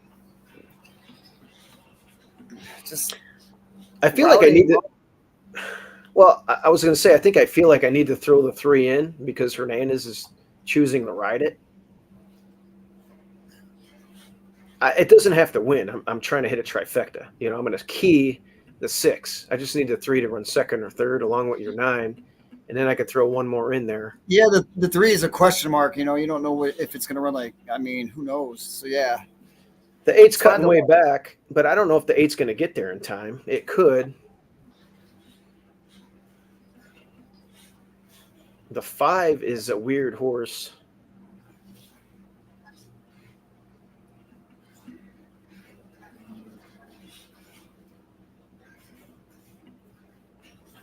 I'm not crazy about the 5. Has this 2 ever run long?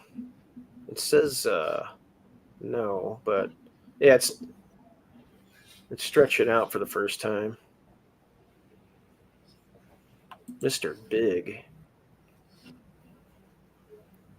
Yeah, the Broodmare was a 5 furlong sprint type of horse. And Tribalist was a 5 furlong sprinter monster. This is another sprinter, a really good one. Here's another, that's him. This one ran long okay. Ultimate High. That one ran against Lady J. So that's okay. But yeah, I mean, for the most part, mostly sprinters though. I mean, the 8 could probably hit the board. Yeah. Yeah, this looks like who's gonna benefit from a decent trip. All right, so this is what I'm gonna do. I'm gonna go get into some trouble.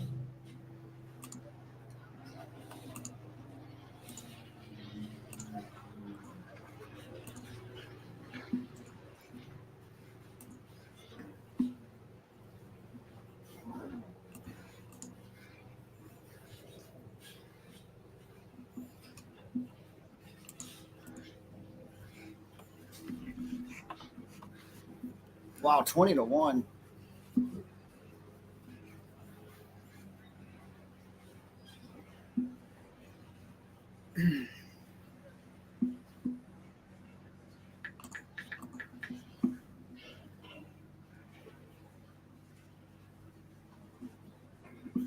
The 12, huh? Let me look at the 12. Just I'm gonna throw your 9 in there.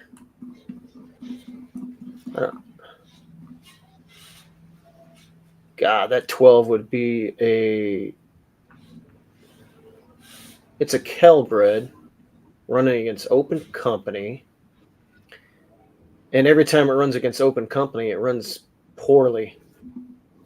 All right, what I'm going to do, Marco, is a 6 over 239, $5 try, and I'm going to bet the 6 to win.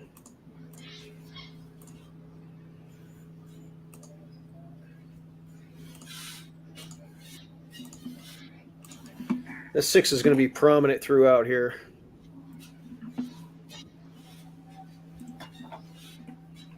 Parker Kip, 268.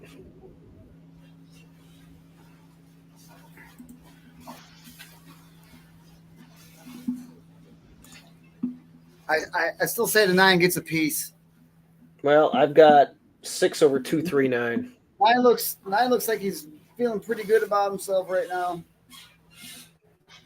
Francisco, I like believe the he's at the 13 right and the 6. Well, I like the 6. I'm glad you got the 6 in there.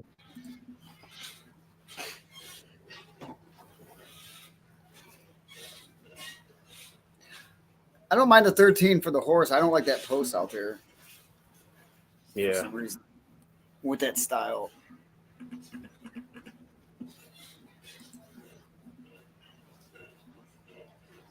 Mark, you want to hang around for Evangeline Downs after this? A Yeah, little why bit? not? Yeah. Yeah. All right, come Pour on, myself 6. a bourbon and sip on it. Yeah. 6 got out. And are we going to get the front today? Whoop. Well, I might get the trip of death, huh? The 9 is exactly where I would have him right here. Perfect. Maybe. Don't go out too far. Don't go too fast. Yeah, I'm getting the trip of death. 6 ain't winning. And it got bet down to favoritism. This 6 won't even hit the board.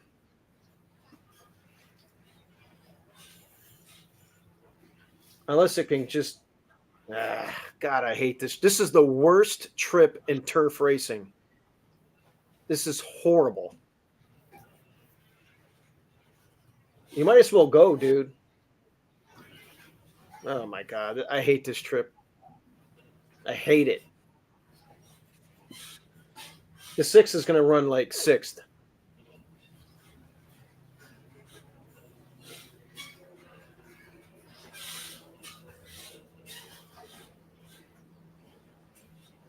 There's no way. The 6 is done.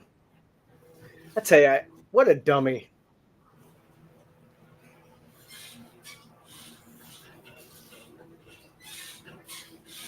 It's running a big race, but it's not going to hit the board. The 9 ain't either. He's done. The 11? The hell was the 11? 19-1. What did I miss on that horse? Real fire. Hey, that horse makes some sense. It just never likes to win, you know? They did put the hood on. I can't stand that trip. You know what? Joe Talamo, he sucks too, to be honest with you. Yeah, I mean, there wasn't much to pick this 11. Just the 11 doesn't like to God bless it. Hit the border. But man, I tell you, Joe Talamo, what a dumbass. That was just a bad ride. The trip of death. I'm putting it in.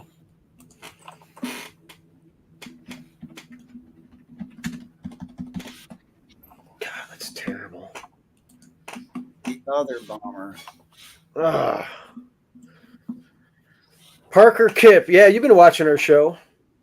Every single time we get a horse that's laying off that pace setter like that on turf, they don't hang around. It faded to like 5th, like I said, or wherever the hell it finished. And by the way, I'm worried about that with Lady J. She's running back off a short rest, and she's going to be probably pressing a pace. I got to talk to Carl about that. I'm thinking about going out to Texas and watch the races. Well, those other races. Lady J's running at Evangeline. You know, I'm going to go Saturday and watch the Stoic Luna and Catholic. Oh, good. Stu. Yeah, they both have a shot to win. I'm gonna be in Texas anyway. I might as well go watch the race. Both of them are 2-1 morning line, so one of them should win. Possibly If not get me a both. nice- If not both. See, I even got my Texas shirt on. All right, let's look at some Evangeline Downs action. The post times are all screwed up. It looks like the third race is going to be going off soon, Marco. Evangeline Downs. This is a 35,000. Man, they got good purses over there. $35,000 pot. Stay back.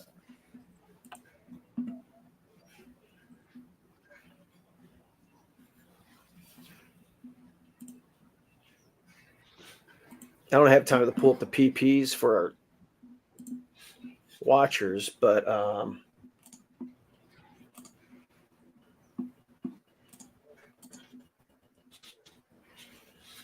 going to take a peek at it real quick. We'll look at Prairie Meadows, too. We can rotate them. It's sloppy over there, just so you know, Marco, at Louisiana, Evangeline? which isn't a surprise. I'm already against the one horse just because of the post.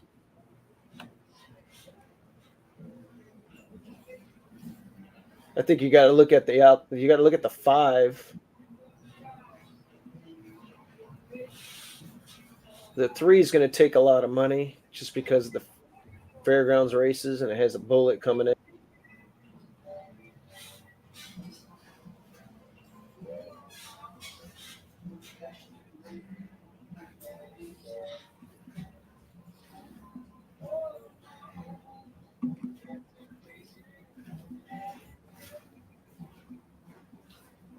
Yeah, I'm not going to bet this race. I wouldn't bet it. If I was playing it,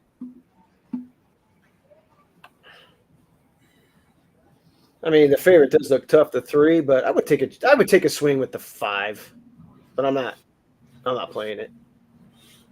The 5's 7-1. I would take a swing with the 1.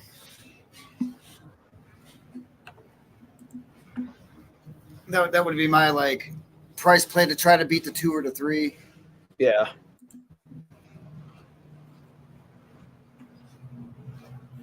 Actually, the 2 didn't get off at a bad price, but it's first against winners. The 3 looks like the muscle in the race. Yeah, let's see. The 5 is the 1's running a really good race right now, saving ground down there, getting ready to pounce. 5's a little tight, but he's within himself. This is where it's going to get hard for the 2. 5 looks good here because you're kind of your 1 is asking a little bit. I think the 5's got horse.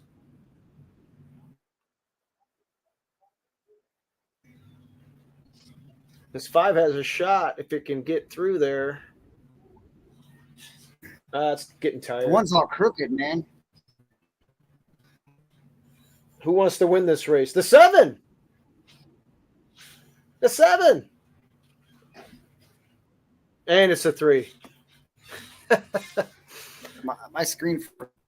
I think what we'll do at Evangeline, we'll wait for Carl Broberg to have a runner over there and pound it. The 7 won this, huh? Yeah, I didn't bet that race. I couldn't.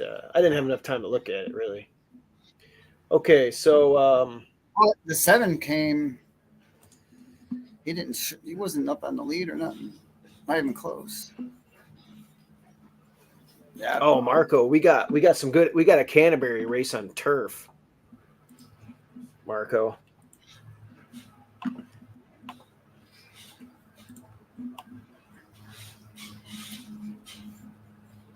Turf action. Racing. Oh yeah, he had a great call. He just had a great call.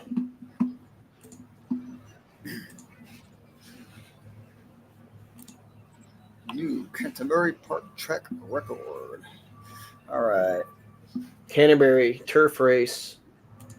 I like these big fields.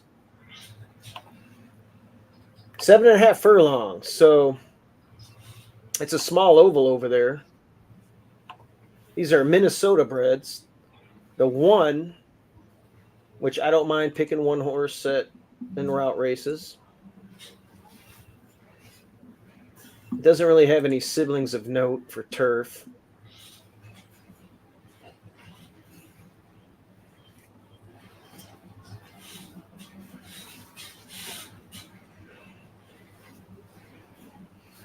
The 4 doesn't like to win, but it's run some good races here. The 5 has been running an open company, and I think that's the one you got to look at down there at Tampa. You know, Magic Heart.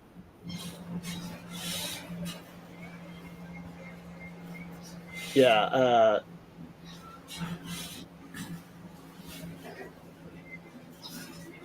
Yeah, we got. I got to play the 5 here. The 5 is 9-2. That's a good price. And if you look at the company lines of that race on February 2nd, those were some really good horses.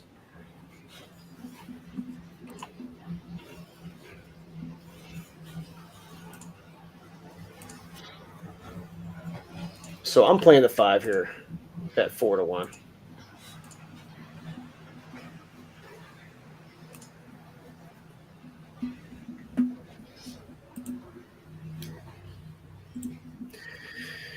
No, Parker, I'm going to be at Hawthorne tomorrow. We got a horse running. No live stream tomorrow.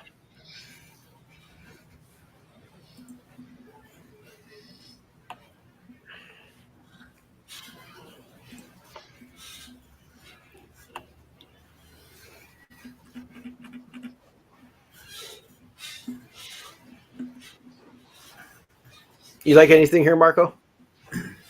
Not much. I mean, the Yeah, 5. take a look at that. The 5 should be tough. Yeah, take a look at that 5. I mean, it should wake up here. It very much should. I like the fact that it's cutting back from that mile and 16th race, and that race in February was pretty good. There's some good runners in there. I don't like a whole lot here. The winner in that race on February 2nd went to Keeneland and only lost by a length and a half. And a non-winners at 1, going a mile and 3/16. This is just a much easier spot for this horse. It should run its best race.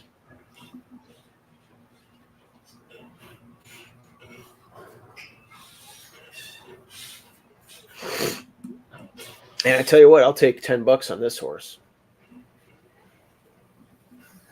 That's 7-2 now, $9. I think the 12 the trier as well. All right, I'm gonna get a perfect trip down there, covered up, saving ground on the rail. I love it. That's the trip I want right there. That's the trip I want with that 5. That's a dream trip so far.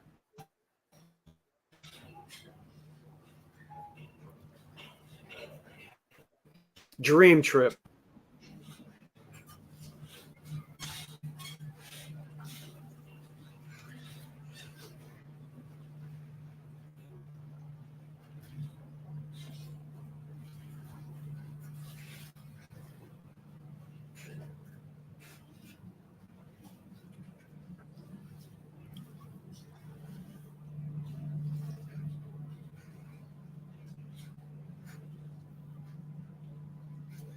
Come on, 5.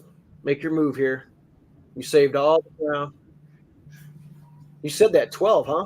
It's running. It's up there. Come on, 5. That was one I liked a little bit, but Come on, 5. Run him down. We got to pick a lane here. Where are we going to go? He's got horse. Oh, shit. Oh, shit.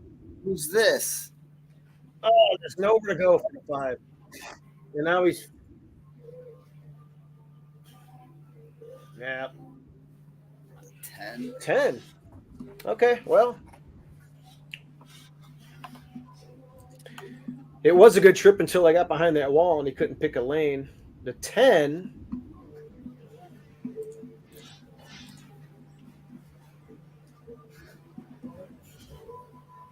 Huh. Oh, that's that horse that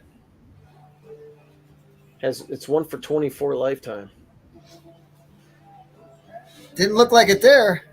I couldn't endorse it, but hey, whatever. There's a race, that Prairie Meadows race is going off. We're not going to have time for it. These races are going right, like they're going off right on top of each other. It's just stupid.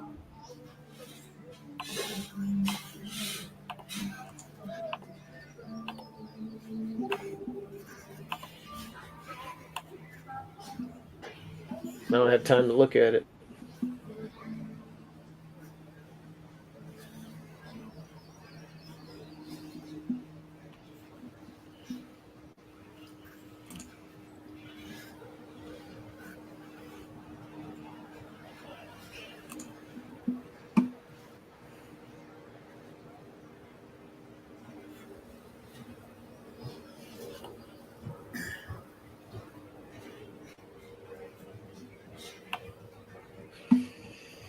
Canterbury Park, man. I haven't been there in a while. Maybe we'll ship one up there for something. I wish they had the claiming crown. Haven't been there since Cicero Grimes. Yeah. You know, speaking of Cicero Grimes,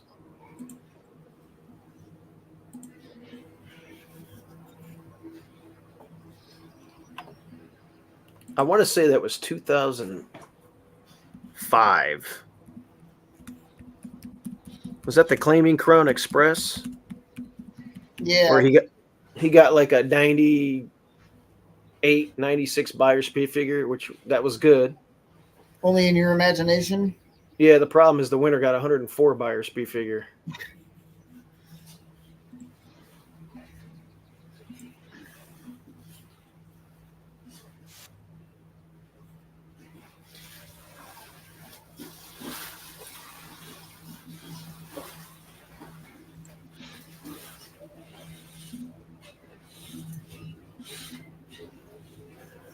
You can't hear it, huh? You can't hear it? Uh-uh. Oh, that's weird. I could hear it.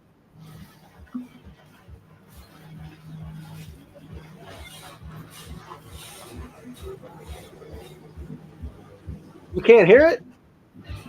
Nope. That's weird.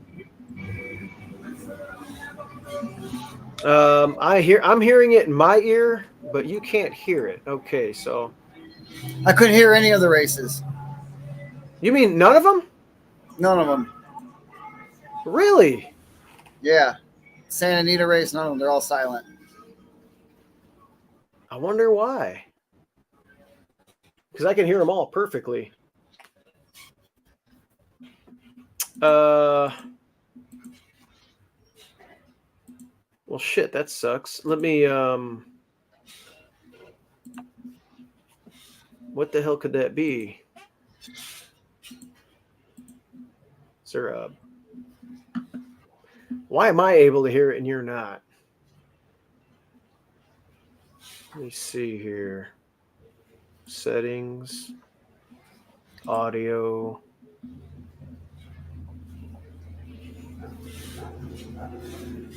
Check. Yes, it says it's working here. Test. Can you hear that music? No, you can't.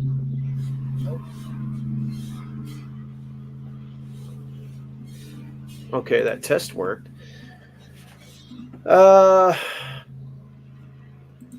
You weren't able to hear any of the races, huh? No. Damn.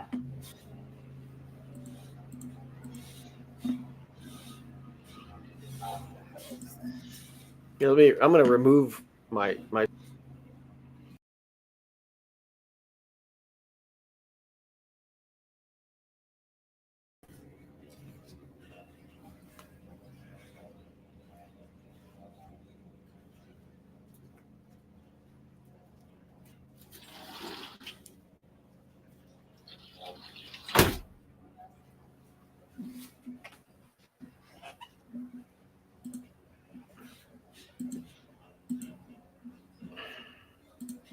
It's weird.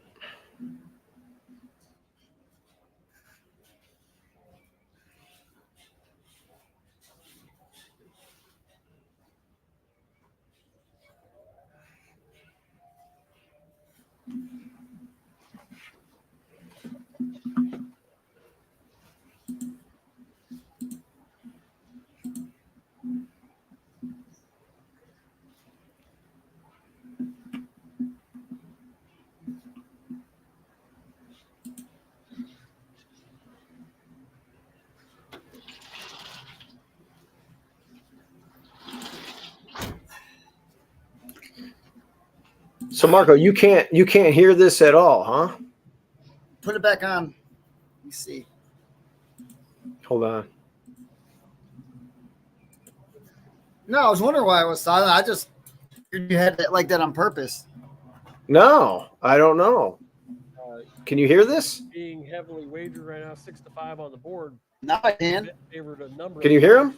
But Now Hear I the can. guy? You hear the guy talking? Okay. Start 15. Not real loud, but Did win and was disqualified from a race in December. All right, Parker wants to know what our get out horse is. Well, let's pick one right here. Only having one picture taken. Eddie Evangeline? Yeah. 7 furlongs. But again, only one win in 15 trips with 9 second place Race finishes. 4. Or wait. That's kind of hard to overlook. You know, this is especially at a Champions Day, precise by the way, 7-5. Marco. Just from a standpoint of wow, and you see runners, then when they start finishing second or third, just a number of times they kind of maybe don't have that killer instinct that you need to go by runners, and maybe Sweet Alexis just kind of runs up to them, can last out, blitzed the field pretty good. They were well spread out in that one over a sloppy track. Maybe she's just a mud lark, and maybe Sweet Alexis will do it again on this sloppy racetrack. But again, so many second place finishes. I will not make her my top choice, but not shocked if Sweet Alexis does it again. Omaha P, the top pick. Let's see if Tim Thornton can get us a trip here in the fourth.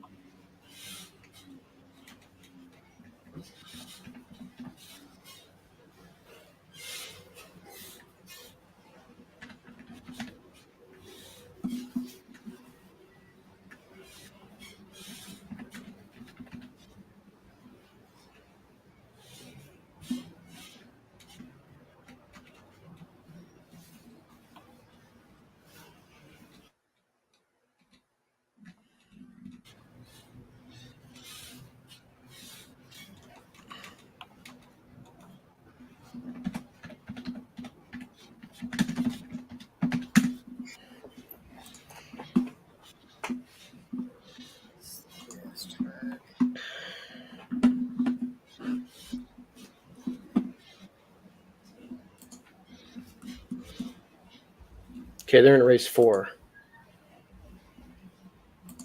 There's a bunch of $100,000 stakes tonight.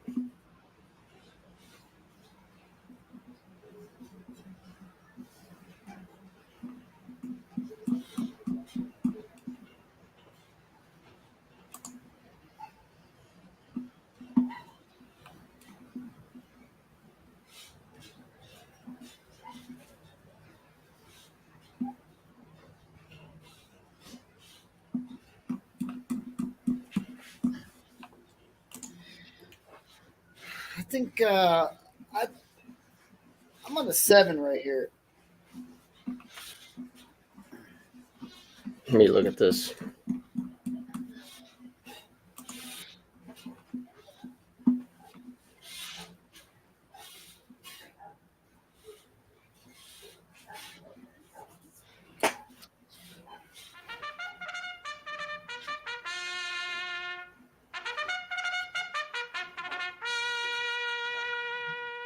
It's hard to deny the 2's race on the slop last time.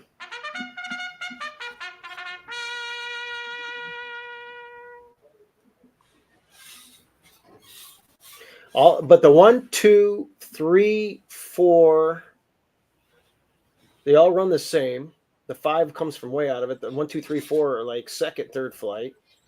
The 6 is out of it. Yeah, I mean, honestly, your 7 is the pace play. I think he's that's the wire right here. It's stretching out. Second off of the left. Stepping onto the track for tonight's fourth race. Nobody's going to go with it early, I would imagine, right? allowance optional. Yeah, I mean, I don't really plays. play Evangeline a lot, and it's waiting. So I mean, I don't know how it's going to play out, but I'd rather be on the front end right here, The claiming tag. No changes to the program. kicking all that Doubles and pick threes. mud Back into to the trifecta superfecta wagering. horses behind you. Just kick it right in their face. Yeah. Minutes away. 6-1,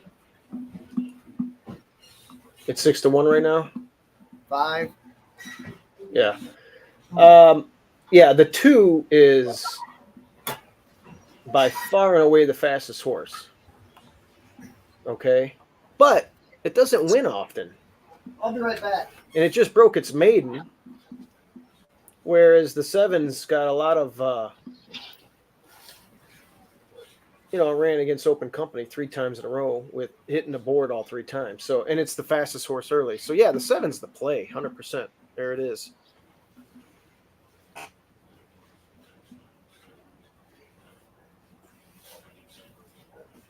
So 7 it is.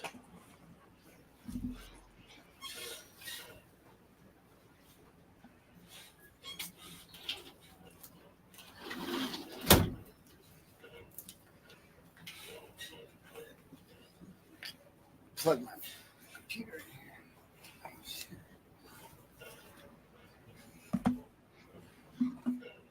here.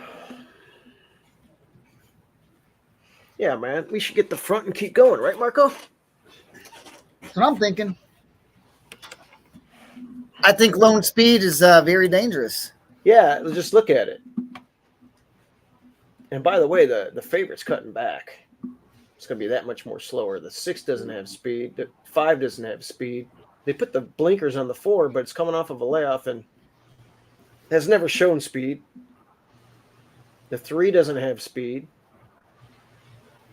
The 2's not going to be totally out of it, but you got to keep in mind it's been running a mile, 7.5 on turf, 7 panels last time. Now you're going 6.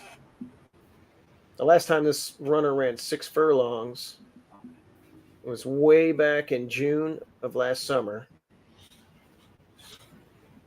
And it was laying, 3rd and 4th early, finished 2nd. So, and then you got the 1 coming off of a 2-month layoff from Fairgrounds. It likes to come from off the pace. So, yeah, there's really no speed in here. The 7 is the pace play. Now, it was 5-2 morning line. It's 6-1 now, projected to go off at 9-2. But, yeah, I'm going to play that. I'm going to play this horse. I have to play this horse.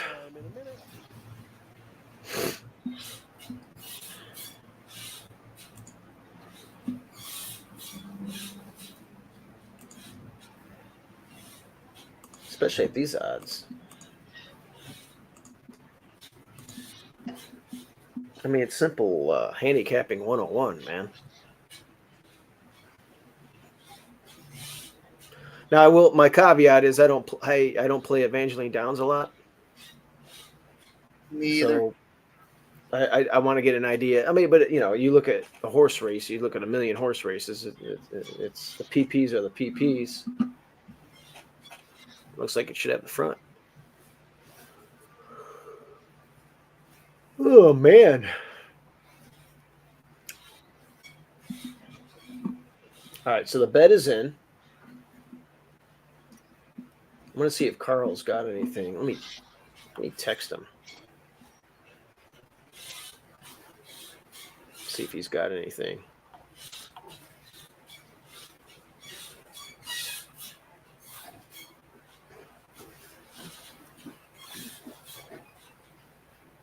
Oh, we got 6 stake races in a row.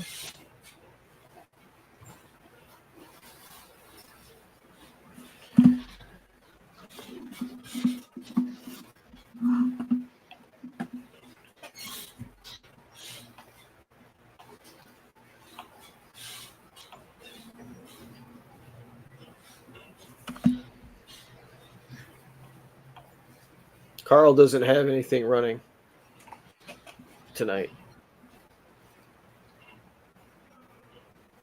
All right, let's see what happens.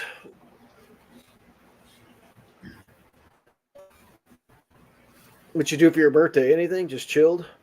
I went on the lake today for a couple hours. Oh, nice. On the Sea-Doo? No, cousin Joey came over and picked me and Alex up on the boat. Oh, that's nice. We went from dam to dam. Got a No, little, yeah, no shit. Dam to dam. Sunburnt a little bit. Can you hear the call, by the way?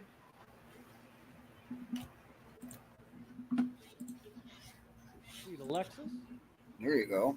You hear it? Yeah, now I can. Stephanie's Maria, All right. Obviously, there's no secret here. If the 7 doesn't get out, we're going to be in trouble. Molly Way, Oh, my gosh. So tired. It was a rainy day up here. Oh, it's beautiful down here.Oma Peace, Yeah, it was nice yesterday. Rainy Sunshine. today. Beautiful All right. day Last runner to load will be the on the Calling lake. Stone. Come on, 7. Well, that 5's a nice big horse.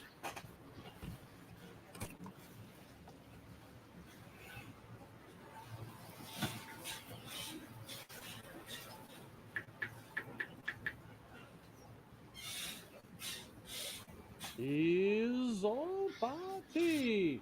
Custom Sunshine away well from the outside. Well, I'm Go pretty Monkey, surprised that the Calling 7 Stone all is the way in not favor. Sweet Alexis right in the there front in the clear mix by as about a well. length Then by it's now. Molly So that's Way, come interesting. back to Huh. Stephanie's Maria and I then didn't see that Red coming. Whistle. 5 lengths front to back. Well, as they if make you their way bet the down 7, you're backside. not liking Calling that. Stone from between is At least we're in the lead, clear, narrow but advantage I on the rail. Sweet Alexis, I had that one pegged 3 on the wide lead. is Goma P, 4 wide. Well, maybe you can Custom come off the pace a Sunshine. little This here.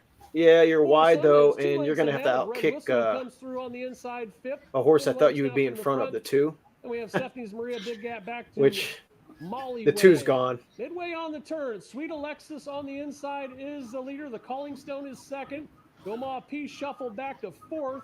Outside is Custom The 2's the Sunshine. faster Red of the, Whistle you know, comes the with a faster burst horse. through on the inside alongside of Stephanie's Maria. That 7 went way Trainer, wide. What the hell are you Alexis doing? Yeah, the Leader, 7's Sweet done. The Alexis 2's leads gone. by a What the length. Red fuck? Whistle coming through along the rail to be 2nd. Stephanie's Well, that's what Maria happens when you don't get the lead. The rest have Well, running it's to do. kind of The baffling 6th that to they didn't get go. the lead. Sweet Alexis begins to pull away. And Yeah, Sweet the 2 Alexis is hammered down to much the 1 best to on paper 5 and is freaked your on. winner. It's Well, tied I don't for know. I second. thought the 7 would get the front there, so that's weird. Again, I don't know. A jockey Tied fell for off the second 6 by too. Stephanie's Maria. Yeah, I don't know what happened Red there. Whistle. I mean, you look at the race. You're looking at it.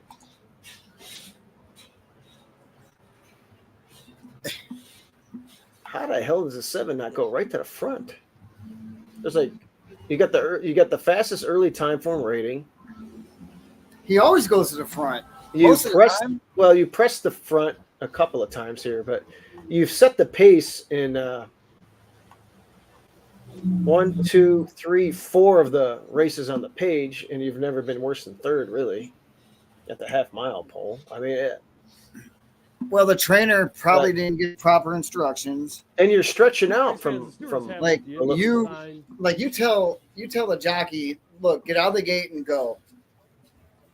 regarding the That's correct what you run tell here. him. I don't know what he told him. now. This trainer doesn't win a lot of races. Chasey Pommier, who I don't know who that is. 4% trainer, 1 for 28.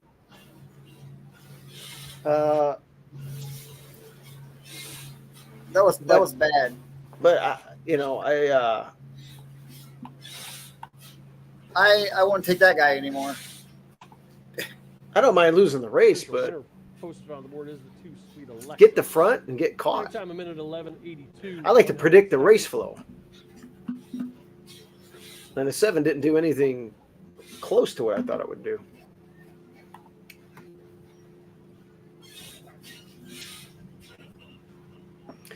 The 2 probably went off at like, oh my God, 1 to 5. Ugh. Yeah. I mean, it looked the fastest on paper, but I wasn't going to play it. At those odds, temporary delay at Prairie Meadows. We're not going to do that. Unofficial order finish is on the board. second to the 1, Red Whistle, third, 3, Stephanie's Ria, fourth, 7, Custom Sunshine. 2137 on the board. Again, the inquiry is on the board, does not affect the winner. Sweet Alexis. Yeah.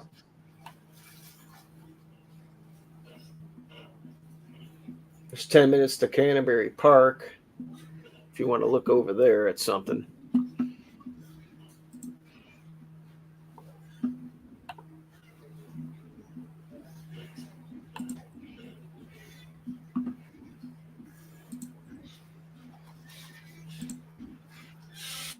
Set to step into the winner's circle is Sweet Alexis.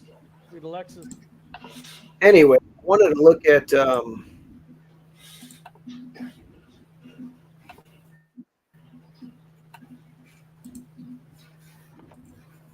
let me see if you can hear it this time.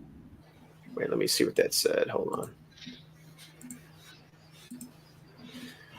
Okay, some screens, if you share audio, look for share audio checkbox. Follow these Hello. steps. Yeah.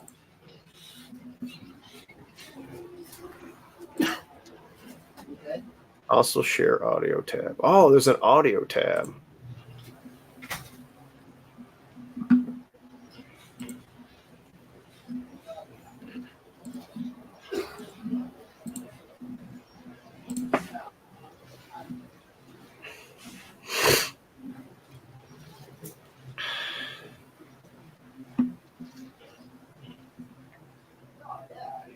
So anyway, I wanted to show you guys this. I don't know where Marco is. He's on the phone, but I want to make sure the audio is working. Canterbury Park. We're gonna look at the 6th race at Canterbury, guys. If you guys want to look at the PPs before we dig into it, and then I'm going to show a replay of the 2005. I think it's 2005. Claiming Crown Express. We had a horse in there named Cicero Grimes, who ran second. And the horse that we lost to that day set a track record.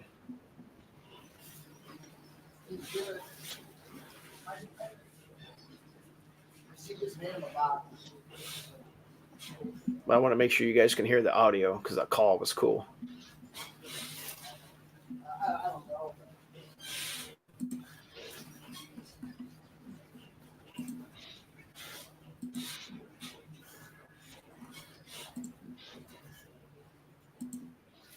Yeah. Let me pull up the Canterbury PPs for this race. We'll go back to that race when Marco comes back. So, race 6.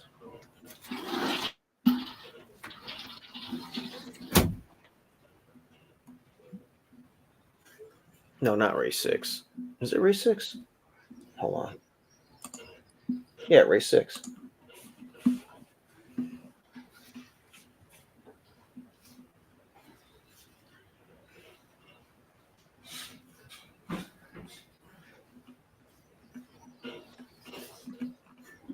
Let me condense these PPs. Okay. Okay. Bye-bye. All right, what are we doing? Oh, I was going to show a replay of the Claiming Crown Express for our. I found an audio button that I have to always click. It looks like it should work. Audio, share audio tab. All right, let me know if you hear this. Racing in the Hear it? Express and Blues Away was not away quickly. Lost. You not hear it? Yeah, I hear it. Nation Okay. right to the lead. This road wide, deep air joined to the inside, 2 and 4. Crackle up the Canterbury Park backstretch. The Canterbury horse Honor Me, 2 lengths out of it in third, 2.5 to the good of Landler. Then we come to Never Skip, who's third last. Blues Away narrowly second last, and Max's Ace is 10 lengths from the lead into the far turn. Watch they these go fractions, of Marco. The $50,000 Claiming Crown Express. Only in your imagination. Locked in battle with Cicero Grimes. Only in your imagination. Forge is clear by a half. He's trying to put the race in the books right now, and it's only in your imagination, traveling beautifully at the top of the lane. It will take a super horse to catch him. Only in your imagination puts an effortless 3 on Cicero Grimes. After that, we have Landler, and on the inside, Max's Ace from last, but only in your imagination put their backs against the wall, and he is gone. Home run for Only in Your Imagination, the claiming Crown Express champion. Cicero Grimes second, Landler ran third. The final time of 1:08 is a new Canterbury Park track record. So there's the track Recordings record. just got better. There's the track record, guys. So this next race is a mile.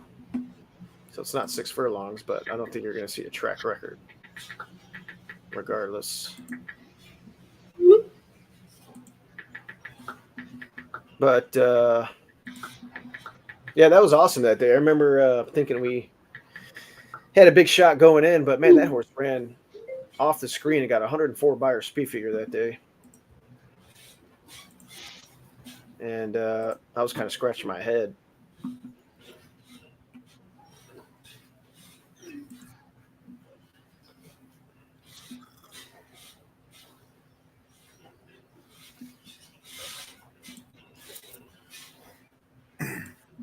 Oh, let's go to all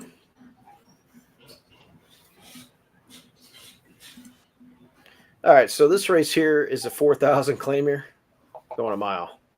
Oh boy. Is there anybody that can get the front and stagger home, puff its chest out, or what are we looking at here? Got a Turf Paradise Invader. From what I heard, a lot of those go up there. Turf Paradise and Canterbury.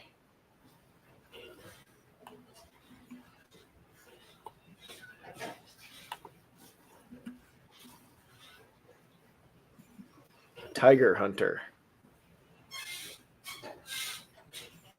In really good form. 1-2 conditions in a row. Now you're in for this open.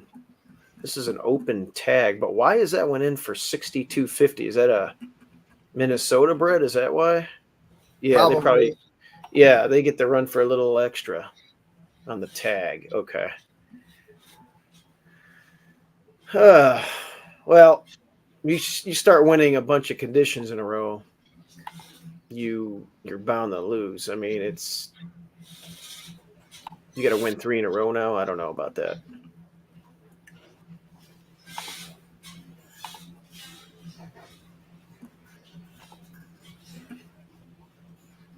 And why is it eligible for this race?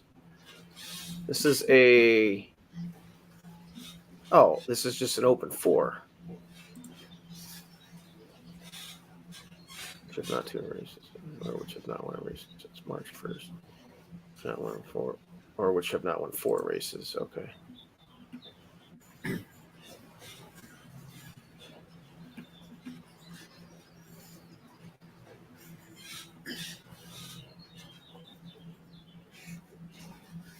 Mr. Navigator. I know that horse from somewhere.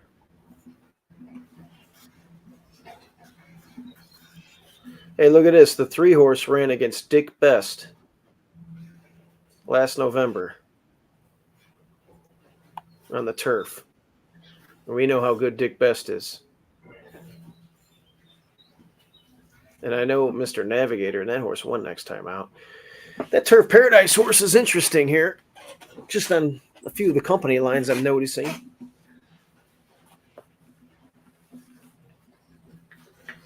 The 4 stretching out.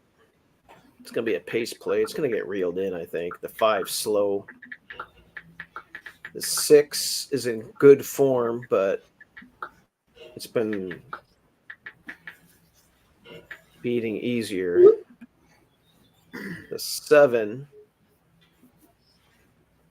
Will Rogers down. Don't let Texas Mike see this horse. He'll be playing it.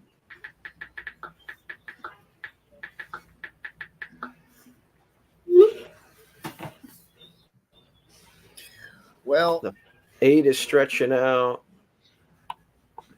It's a lot of horses stretching out. I don't know. I like that. I like that horse from Turf Paradise, the one that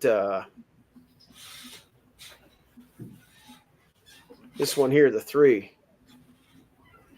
I like this horse. It's run against some decent horses. I don't know who this horse is, but it won 2 next time out. Looks like a nice horse. Baby Frankie. Was in good form. Got in the 70s. Throw the dirt race out last time. You're not going to see a 70 in here. 74. Okay. So that's where I'm leaning, man.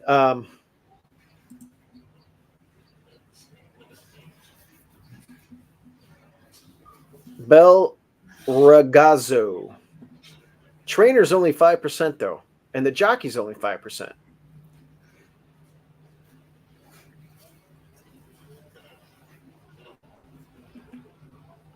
But it's got the best late number, and there's plenty of horses stretching out or like to be on the lead. The 1's going to go, 4 stretching out, 5 stretching out. I do like Tiger Hunter, good form, but I'm going to try and beat it. The 7's going to go. The 8 is stretching out. The 9 pressed last time. So I think there's going to be plenty of pace for the 3 to run into, and I'm getting a square price. Obviously, Tiger Hunter is in good form, but you know you're coming up here and you got to show me you can win again. I think the 3's run against better, including a stake on turf going 1 mile and 7/8 last time. I don't know what that was about, but just kind of throw that one out. And at least ran in opens, claiming races against good horses, not those conditional ones over there in Turf Paradise, as opposed to the favorite that's shipping in. And like I said, you got a lot of horses vying for the front, and the 3's got a 97 late time form rating. I like it. Why not? All right, they're coming up to the post here. Can you hear it?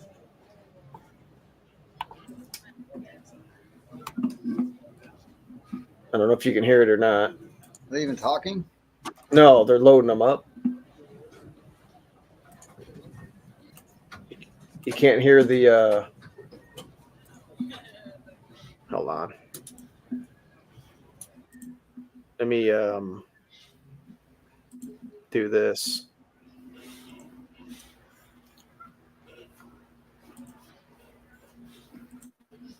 Yeah, you should be able to hear it. 1 out. Oh, there you go. Yeah, now it's loud.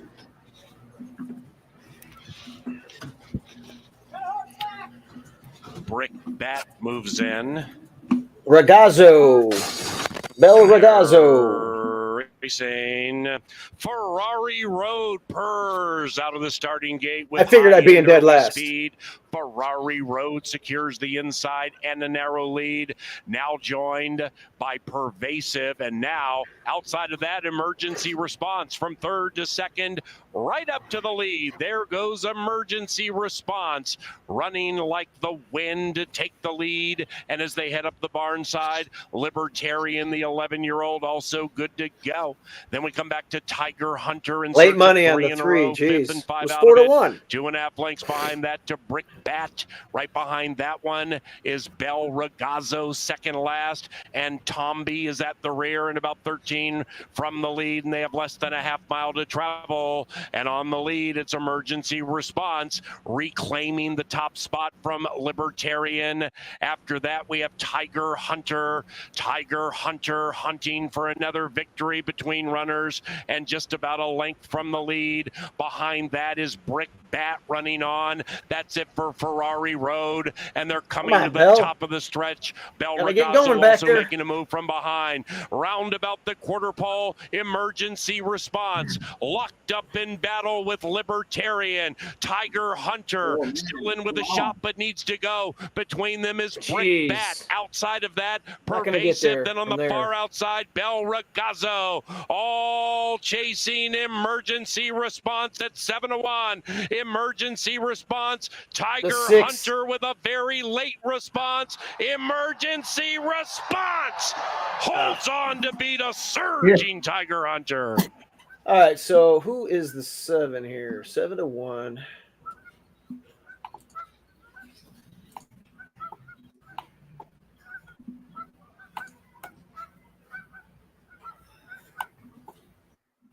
And I hate the fact that the 3 took late money.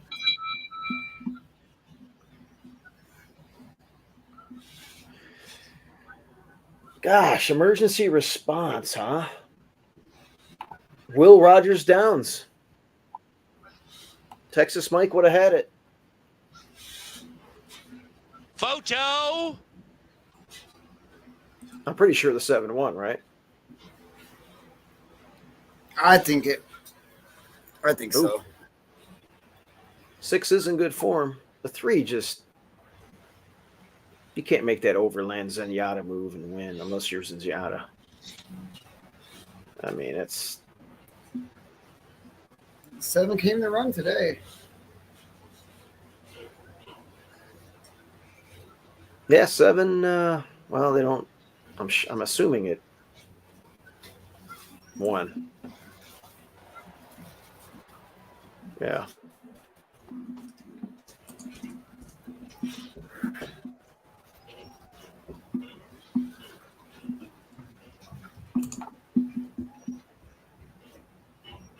We have an answer. Result of the photo shows the winner is number 7. Emergency Response. 7-1. 6-9-3. I can't believe the 3 took all that late money. I would have never played that horse.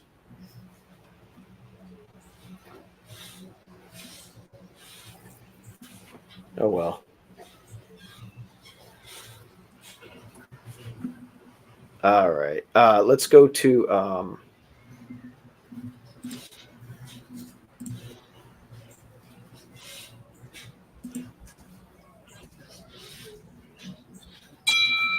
we got a stake race at Evangeline Downs here.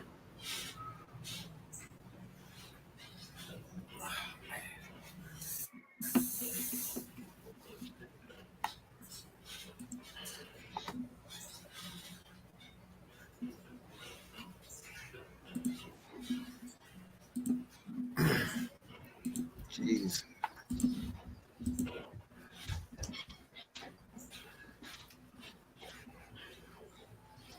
Five and a half furlongs. It's $100,000. These are, I'm assuming 3 and up.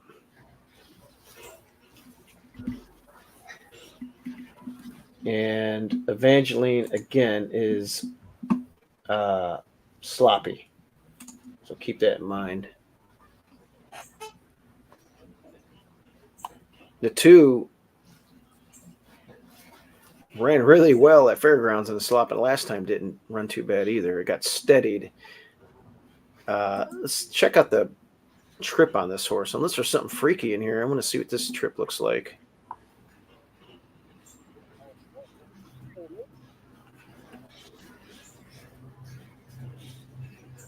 The 5. Is all party, and Charlie T broke exceptionally well. Final Quest also way in good order towards the inside, a rush from Nora G. First I've seen in the mix there as well with Nunya. We come to the rail. That is Royal O'Hagan, out wide Rula La, bailout, early trailer, Blessed Assurance. And Nora G charges through on the inside to challenge Charlie T for the lead, and she now leads by a neck. Charlie T is second. From between, that is Nunya. Alongside of Nunya Listen is to this Miles announcer West. compared to Paul Allen. Wide Roo-La-La. From the back of the pack, trying to make some ground are Bailout. Out wide, swinging exceptionally wide off the turn first. Yeah, I see the 5 here. Right behind that wall. They straighten away. I didn't see Charlie too T bad of a and trip so Nora far, G. unless They I are missed something at the side start. by side, and Charlie T Looks like I had an closest to the opportunity. front. In the middle, Nunya is gaining ground, and Nunya coming after this leader. Charlie T is still the leader, but Nunya is going to roll by in the final yards. It's Nunya. Charlie T, blessed assurance, came from I must have missed something. I didn't see anything that was too egregious there for the 2 horse. It's 29-1, but there must be a really good one in here because there's a couple of nice Louisiana breds in here.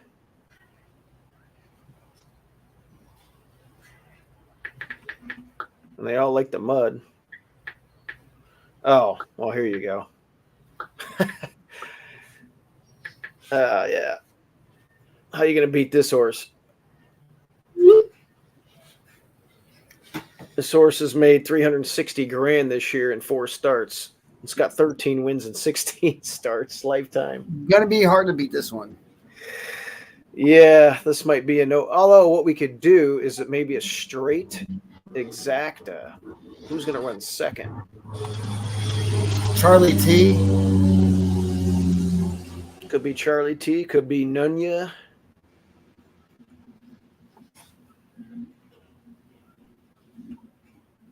I think Charlie T likes the mud. A lot of these do. That last race from the 7 was really nice. The replay we just watched. I could see that one running the same trip. The 6 is gone, and the 7 comes and picks up the pieces and beats the rest of the field. But you like Charlie T, who also ran good. Yeah, Nunya beat Charlie T last time.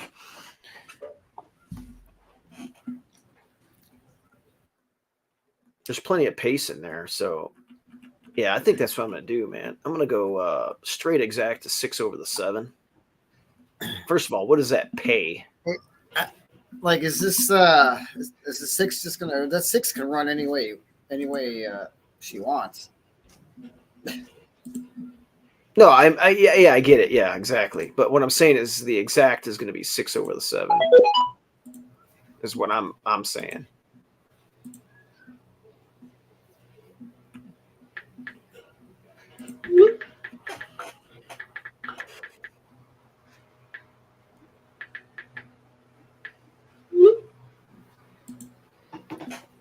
I mean, I wish I could beat that horse,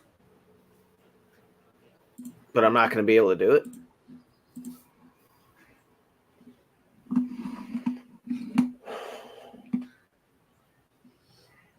So a 6 over 7 for me is what I like. You could do your 6 over whatever, 4 or 5, but I'm not doing 6 over anything. I'm not betting. If I'm betting this race, I ain't betting the 6 at all. Well, the 6 ain't going to lose though. Unless You think the 6 is going to lose this race? No, I'm just saying. Right. I'm not. I would try to. So you're basically taking the 6 out of the race. You're picking who's going to win the race between the rest of the horses. And right now I'm getting 10-1 with a 6-7. 5-1 actually. 5-1. So $1 paying $5. I would probably just put a win bet on the 5. You know what? And hope. All right. Well, I'm going to do a straight 6-7. I think the 7's going to beat the rest of the field.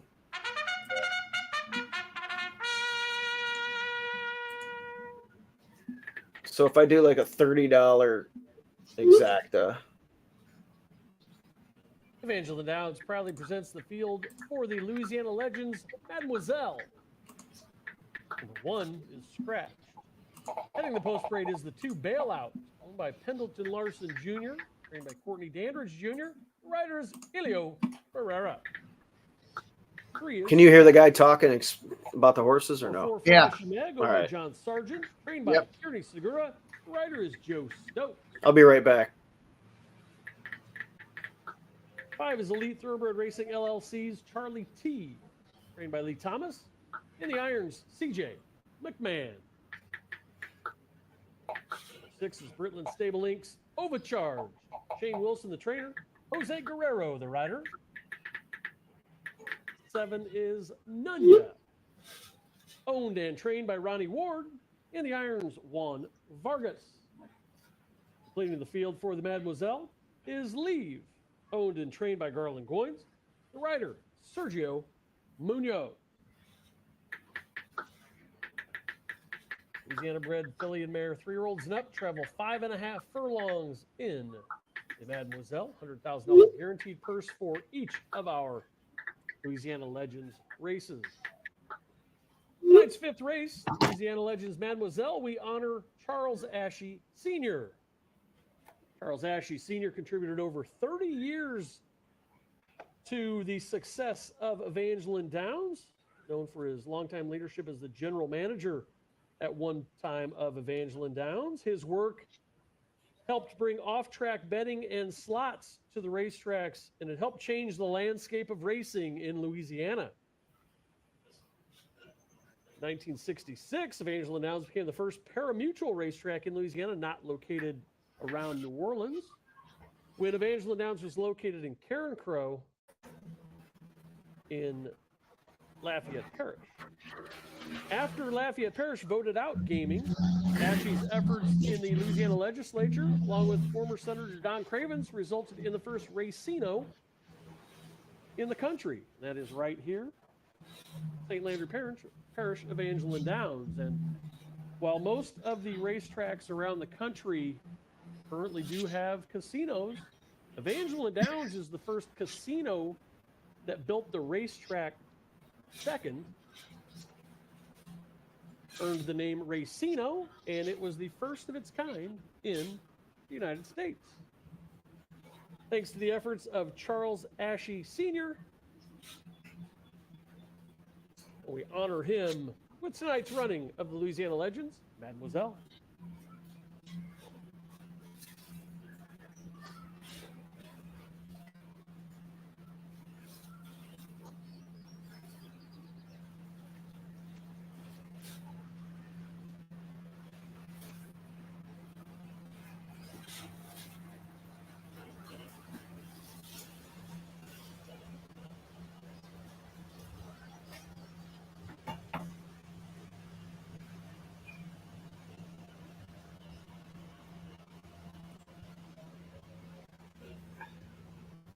Runners for the Mademoiselle nearing the starting gate. Post time less than a minute. What up? Can you hear the guy talking or no? Yeah. All right. I don't know why it does it. There's a little button there. Yay or nay on the 1-5? Hey, Parker. I can't see that horse losing. However, It's gonna be hard to beat. But hard to beat. I can't see it. The jockey would have to fall off. But I did a 6-7 straight exacta for like $30. It's not going to pay. I bet a small win bet on the 5. All right, they're getting ready to load it up. Let's see if I can turn the Horses have reached the starting gate. It is post. Charlie T. Come on. It's my birthday.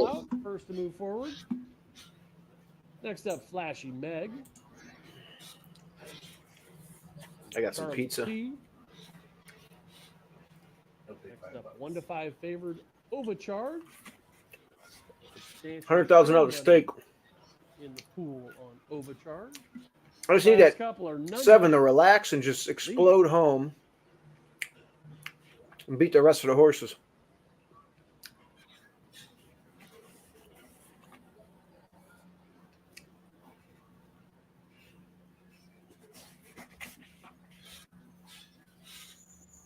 Is all party. It is Charlie T that beats them out. Flashy Meg and Overcharge right there. This trio a length ahead of Leave. We come back to the trailing pair, Bailout and Nunya.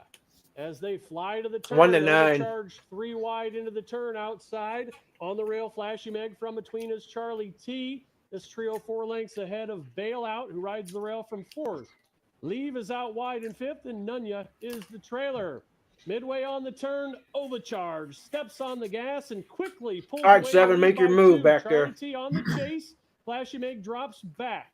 On the rail, that is Bailout. Now splitting rivals to try Come to on, get Seven. into contention for one of the minors. Out wide are Leave and Nunya. I need a 7 to beat Stay the rest of straight them. away and overcharged is 4 in front with a furlong to Come go. on, 7. On the rail, a good effort from Bailout. Oh, boy, to it's get gonna into be a the horse fight race for second. place. Charlie T Come on, battles 7, get up. Leave and Nunya. 50 yards Ah. to go. Overcharge getting very The 8's tired got late, me. but she's gonna get saved by the wire. Ah, man, the 8 got me. Overcharge wins. Shit. Leave with a big rally. Unbelievable. Nunya was third. That sucks, man.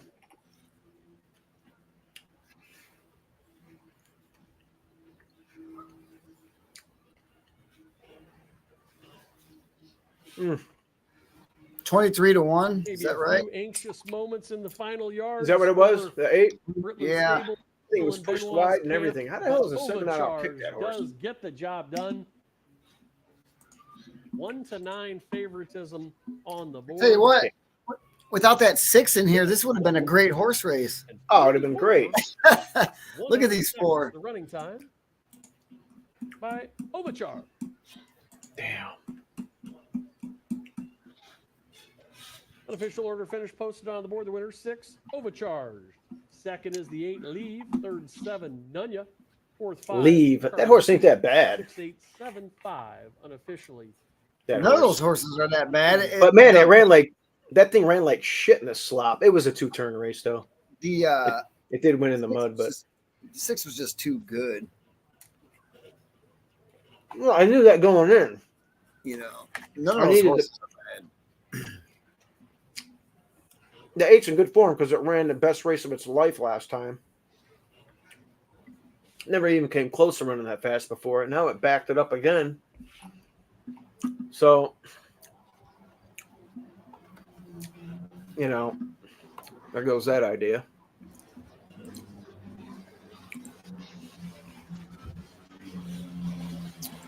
Canterbury.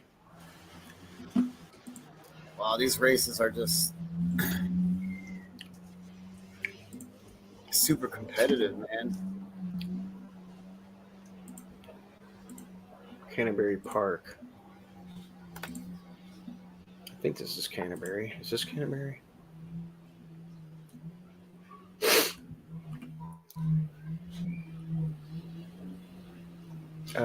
What's going on with my...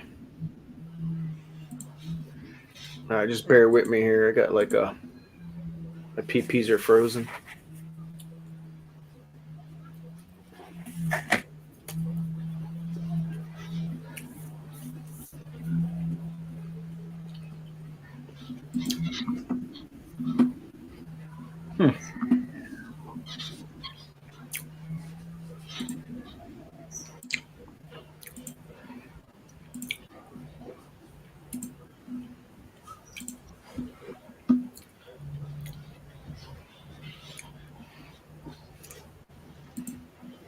We got allowance race. Cool.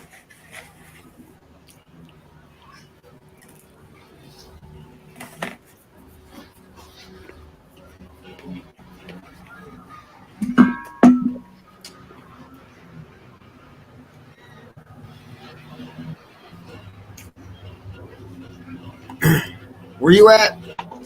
Canterbury, race 7. Okay.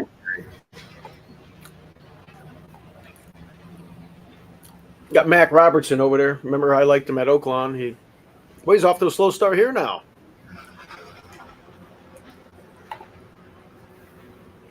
Is that a bad year?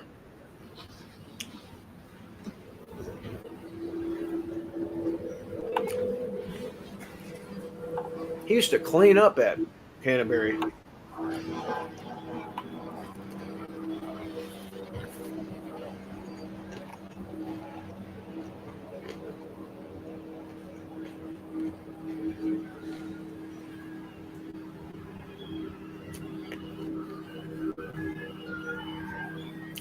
So they're trying open company with the 2. It's a Minnesota bred going against open company.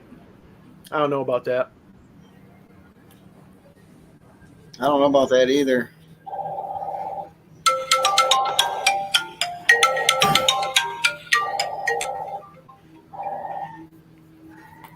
Hello. Thank you. Marco's getting birthday calls. Man, the 4. We haven't seen this thing in over a year. Ran against some really good horses at Oaklawn. It's got a bullet on May 15th. This trainer, small sample size, 20% out of 15 starts getting him ready. He's just a good trainer anyway. He's 18% in the year, 21% here.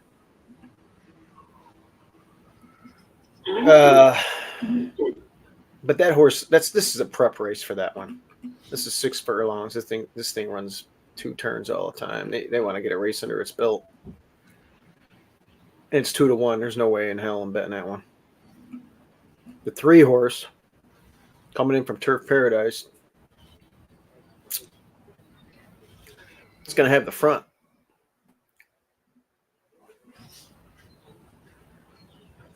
And it lost to Howbeit. We got an 86 Beyer speed figure in his next start, winning by 6 lengths. Took a really nice horse in good form to beat this horse. So the 3 is an interesting runner here, especially as far as the pace play goes. The 2's got some pace. 7's gelded.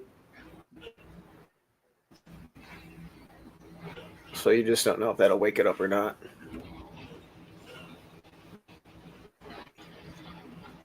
The 8's got Gallardo. Broke its maiden here in a stake as a 2-year-old. It's a Minnesota bred, though, running against Open. I don't like Minnesota breds unless they're running against Open, unless they're exceptional. We've seen a couple down at Oaklawn do okay through the years, but you know they're good. I'm not saying the 8's not good, but you got to show me. I think the 3's to play. Off that good effort against a good company line, and it was 5 wide in there. Let's watch a replay.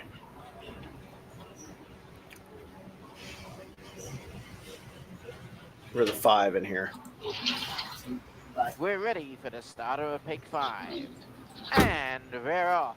Extreme Mayhem has scraped his nose along the ground and the gate open. But I'm watching a replay, Marco. Impetus Okay. at all. Howbeit goes out for The the 5 early here. from quality rank second. It ran against a horse named Mayhem Hal. already nicely I got settled it. in third as Speed in figure honor of that won this Autism, race the long shot on the tote board moves by to 6. be fourth. And Then supposedly we got Game pushed being wide and scrubbed we're along wide the here. I don't know rails, how we got followed so then wide. by 10th Street Dawn at the back of the pack, no more than 5 lengths off the lead.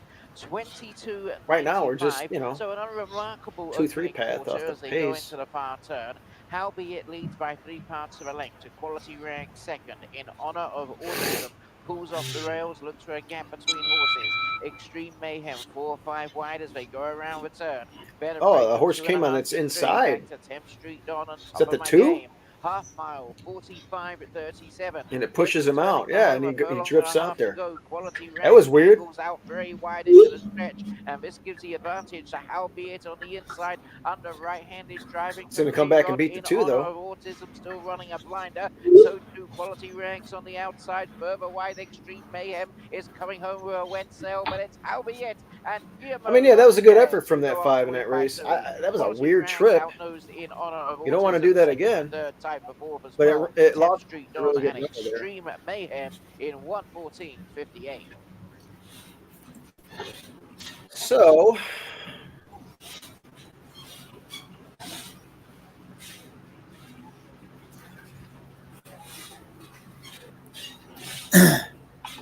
What are the odds? Where's Canterbury at? There it is.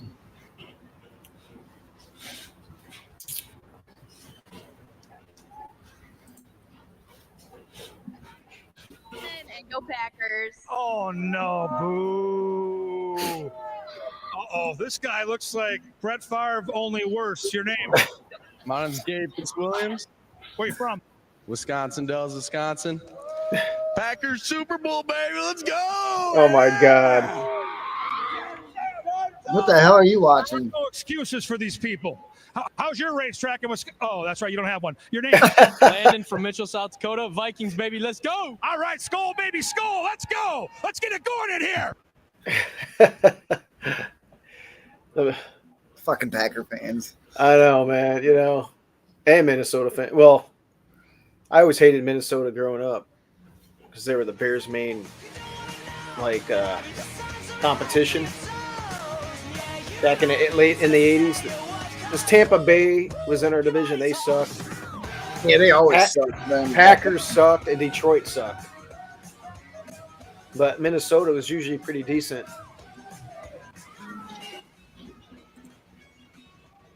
So yeah, this race, Marco, I don't know if you looked at it, but I'm all over the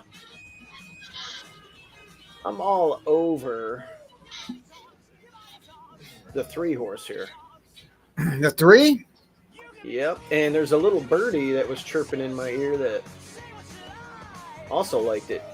Trainer Danny likes the 3, and I'm getting 6-1.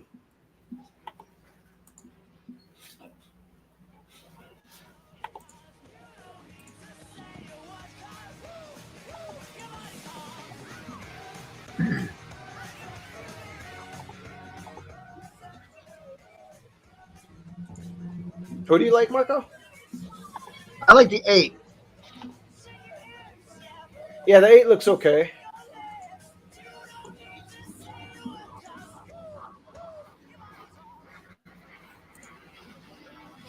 Let me see what I liked about the 8. I'm going to be outside speed on the 2. I could track or get the front. The 8's fast too, but what I didn't like about it, it's got to I don't know. It's got to show me. It's a Minnesota bred. Yeah, it won against Open Company down at Delta, but we'll see. We'll see. I like the runner that the 3 ran against at Turf Paradise. That Howbeit. It's a nice horse, and it had a weird trip. It got pushed way wide in there and everything else. So.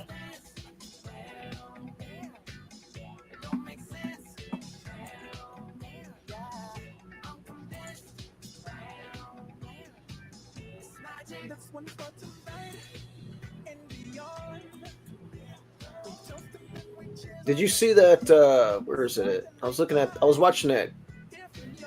I was listening to that game. Chicago Sky and Caitlin Clark's team, Indiana. Yeah. They shoved her ass to the ground. They just bumped her out of nowhere. Ladies and gentlemen, a late scratch here in race 7 being announced for the first time. Scratch number 7, Fleet of Flags. Number 7, Fleet of Flags, a late scratch, meaning refunds for number 7 right now on win, place, show, exacta, trifecta, and superfecta wagers. Likewise for doubles beginning here in race 7. Pick 3, 4, and 5 action, including number 7, Fleet of Flags. We'll head to the starting favorite in race 7. Regarding the double from race 6, there will be a consolation payoff to number 7, a late scratch, Fleet of Flags. Yeah. So anyway, the Marco, the 4. Don't you think this is just a prep race trying to get to a route? It's been off for a year, right? To win off this, to play a horse like this that, you know, has never run this short before, and coming off this type of a layoff, I don't see this one winning. Do you? Obviously you don't, because you like the 8. Yeah, I like the 8. But I like the 8 a lot here. A lot, huh? Okay, well, it's going to be me versus you, because I'm with the 3.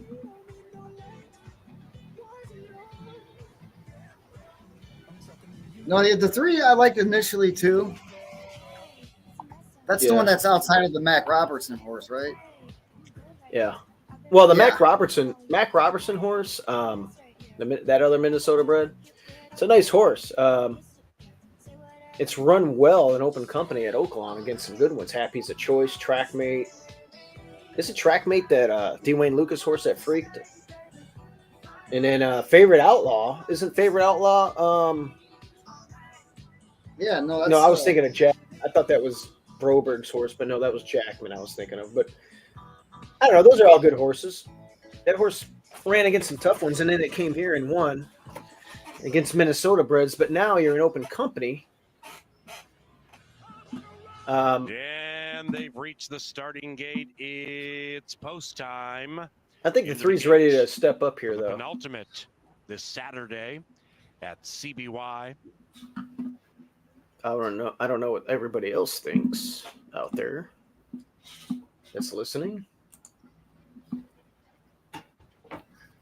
All right, Marco. So I bet. What did I bet?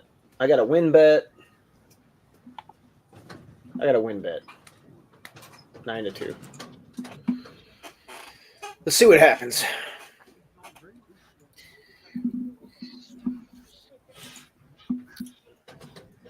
This might be your exact. Moving in. Freeze them. Distorted Pro. Quality Rags. It's Bob's Business.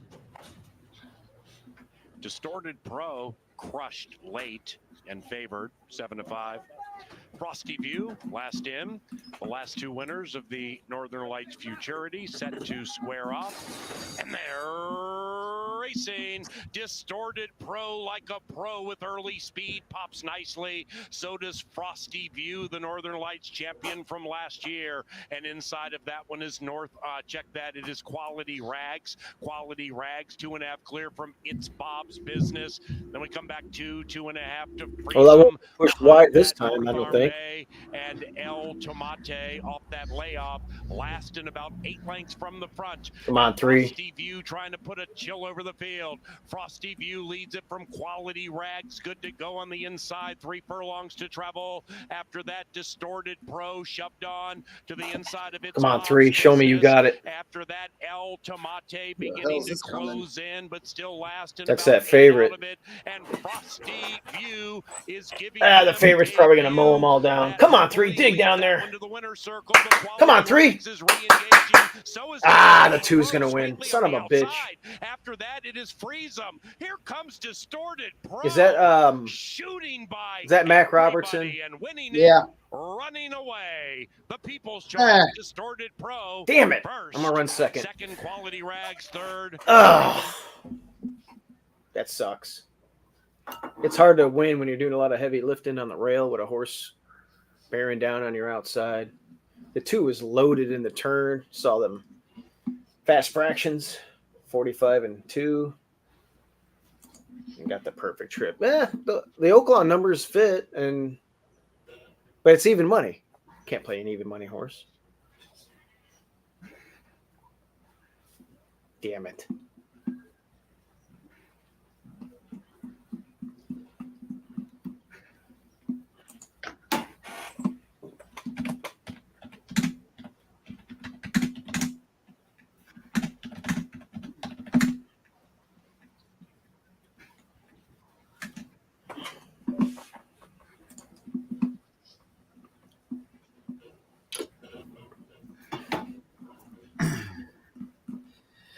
All right. Evangeline. Distorted Pro first. You got 2 minutes. 2 minutes.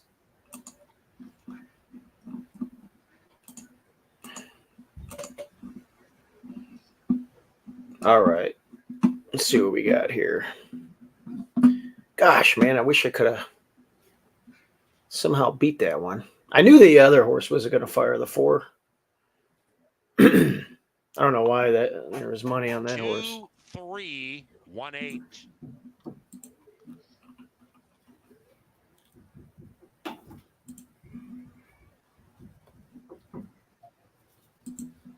You got a few minutes before.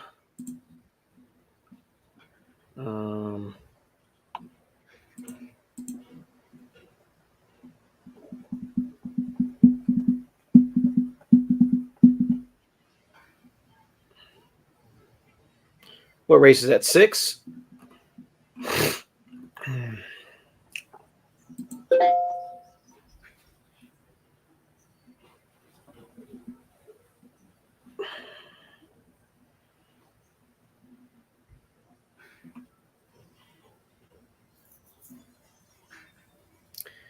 The internet's a little slow.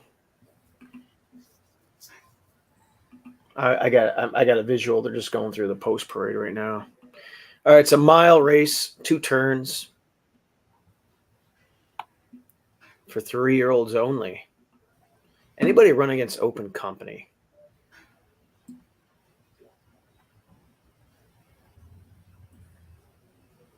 Three likes and off track.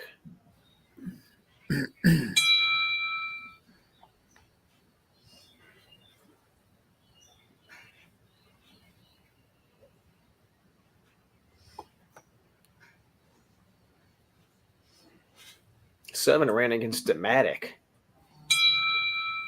Dematic ran a huge race in Texas. So that's one to look out for. It's 2-1.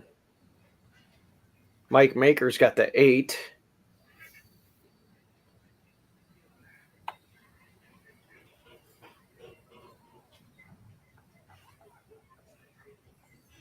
Nine's been working good. Man, over 24% trainer, 93 starts. I can't do it. This one's stretching out. There's a lot of speed in here, maybe. That one's going. It's going to be hard to beat the 7, I think. Really? Yeah, the favorite. I think the favorite is going to win. Well, I was thinking a 3 is going to be tough. I like this trainer jockey combo, and it should sit the trip. Now, you think the 7 is going to be tough? Yeah, I agree. It's going to be tough. It's 2-1. All right, so I'm going to go with the 3. You're going to go with the 7.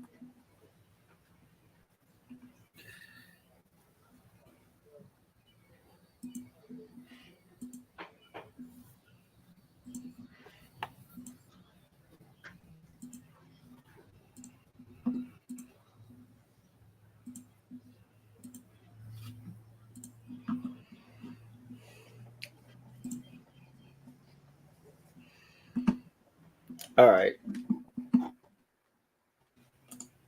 What's the exacta? 3-7. Is it square? Probably ain't going to pay shit. For the Cheval, just a couple of minutes away. These runners giving their warm up. Head to the gate momentarily. Let me look it up. Raiders early boy being shut out at the window.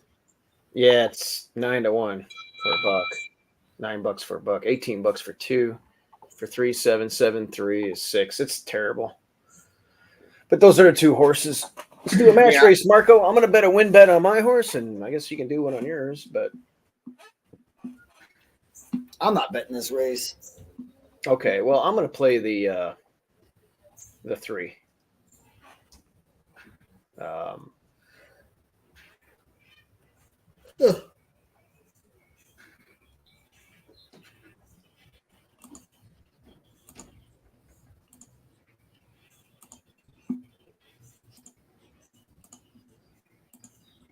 See what happens.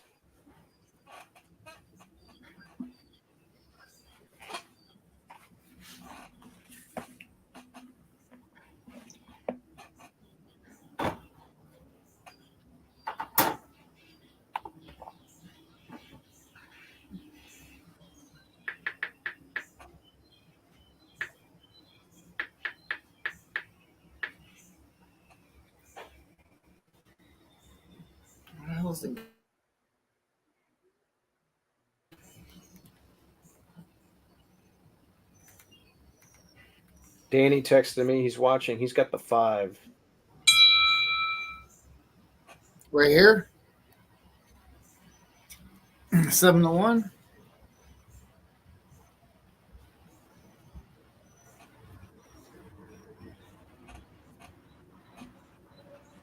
Yeah, he's got the 5.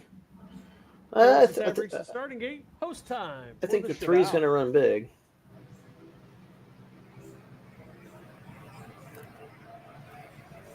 First load, Take Charge JJ. Good and Stout. I'll take $10 on this 3. But yeah, your horse. Nate next up. It's hard to deny those Oaklawn PPs. We just saw one at Canterbury run big. St. Gabriel. El Dinero. Son of a Ship. TD Shining Lucky Star. And Harpies, the last.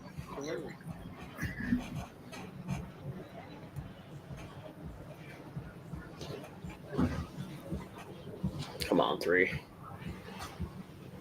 Just give me a good trip here. You like the mud. Izopati. Very even start. Speed on the rail from Take Charge JJ. Good and Stout. Also from between there is Strong Promise. The Strong Promise gets to the turn on top. Son of a Ship right alongside. This pair a length in front. Take Charge JJ away sharply now back on the rail. Right there in between is St. Gabriel. Moving up out wide, Car Piece. We come back to They got to be going quick. Lucky Star, El Dinero, and the trailing pair side by side. 24. I don't know if that's fast or not. And El Dinero at the back of the pack, and they make their way down the backside, and that is Son of a Ship. What do you got, Marco? Steps away. Son of a Ship leads by 7. 11.5. On the inside, Okay, that is they got to be going quick because me and you were you were back there, and is fourth. The length back to TD we should be Shiner, making a move Lucky here. Star. Take Charge JJ is Now Danny's next. 5 is making Stout a move begins on the a rail bit down there. From the back of the pack, moving by Gamer Nate. All right, here comes my 3. Follow Good and Stout. 8 from the front. They move past. Hey, we got a runaway leader here. Come on, 3. Run them all down. In front. Run them all down, 3. TD Shining Lucky Star with a strong bid has now collared that leader. Oh, here we go. Come on, 3. Up to take the lead. 7's following me. Back to second. St. Gabriel out wide. Dude, is this horse going to get away? From the back of the pack. Come on, 3.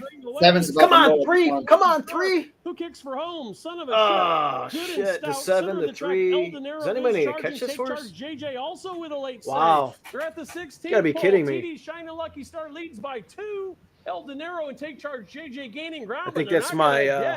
To TD Shining Lucky Star who shocks. I think it's time for me to exit. What was that? Listen, man. I don't play a lot of this. El Dinero and Take Charge. Listen, that's my cue to sign off, I think. Marco. Hey, that was the 0 for 27 trainer. Are you shitting me? No. Yeah, he got his. 100th. You know, and the funny thing, this horse never ran a lick in the freaking mud. Well, it lost to the other 2 other horses in here, including my horse, I think. That last race wasn't bad. How did it? Running time on the board for the mile. It's coming in with a quick bullet. But man, this trainer and this jockey are awful together. Oh boy.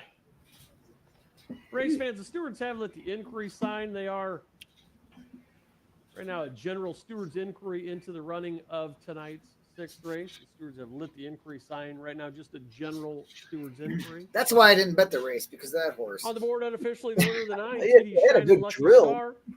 Second, it was entered in another race earlier on the card. 4th, 8, Son of a in race Ship. 3, and it opted to run here instead. Race 3 was optional claiming 50. 9-7-1-8 unofficially in the 6th. 27 to 1. That is a head scratcher and a half. Shining Lucky Star. Second 7, 3-5 favorite El Dinero. This trainer Take Charge JJ. is 0 for 27. Is 4 for 93 on the year.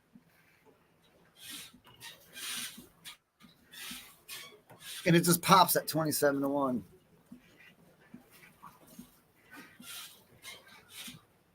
My God. Well, anyway, we can look at one more at Canterbury if you want. I'm really discouraged after that race. That's just awful.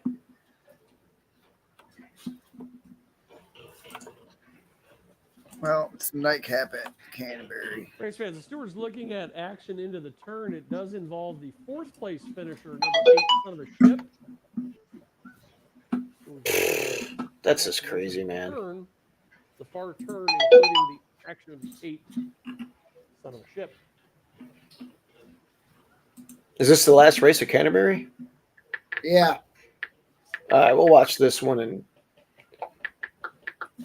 jet out.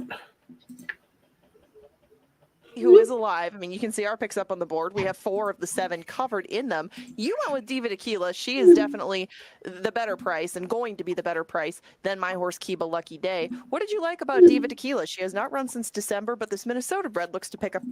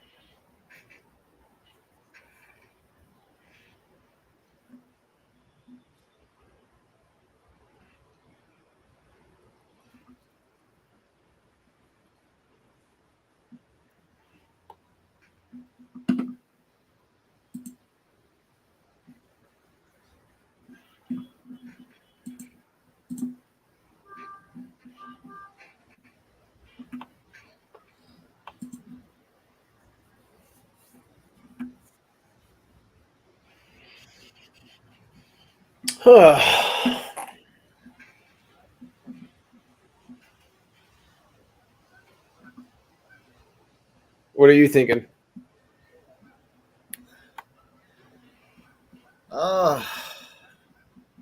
Shit. Check out the 4-horse. It's run well here. Bebop Baby. I remember this horse from Texas. Do you? Okay. Yep. Well, those Canterbury races last summer are pretty damn good. And I was just looking at this horse. You know, maybe it didn't like it at Will Rogers, but. Well, I like that. I mean, I think this horse is running herself into form here.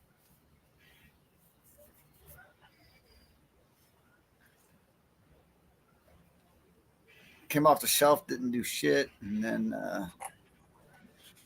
didn't do anything the next one, and then showed a little more speed and finished closer.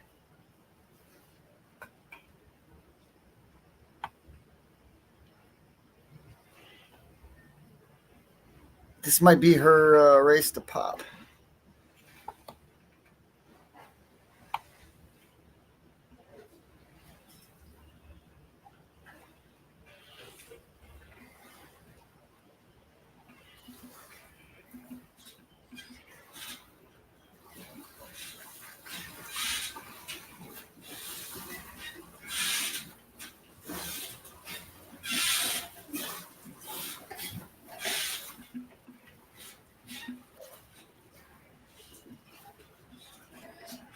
Yeah, I'm going to go with Bebop Baby.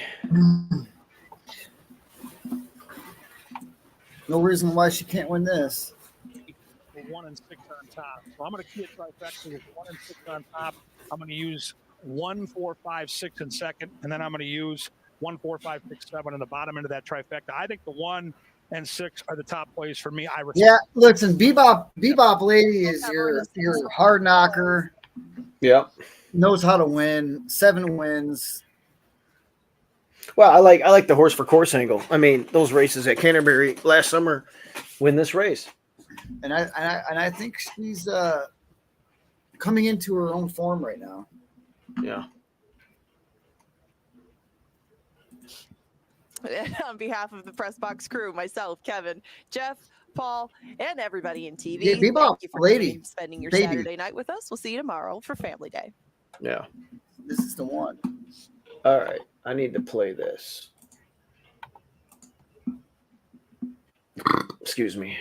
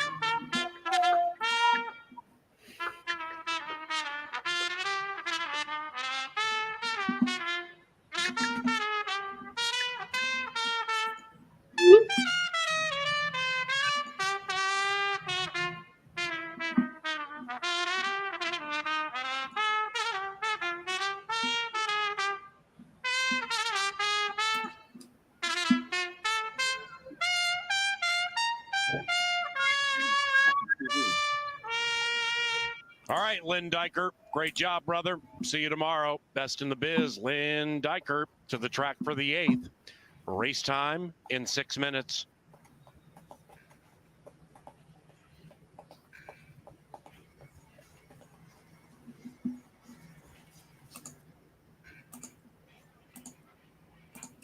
Bebop baby. Hopefully we can get it.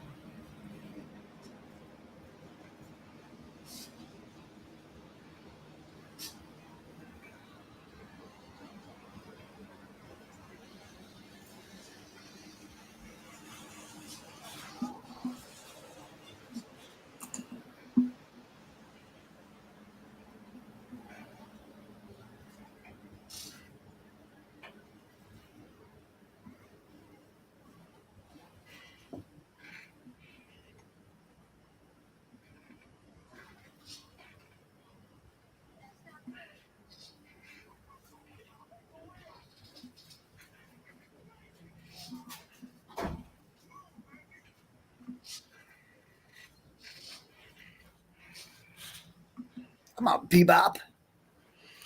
Bebop. I remember, you know what? I'm pretty sure I took this horse at a Lone Star contest and won. Back whenever, a couple of years ago.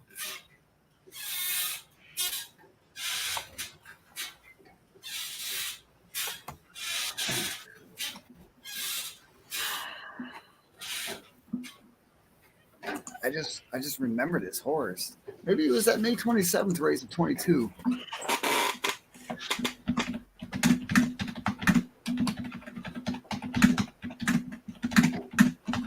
$12-1 that day.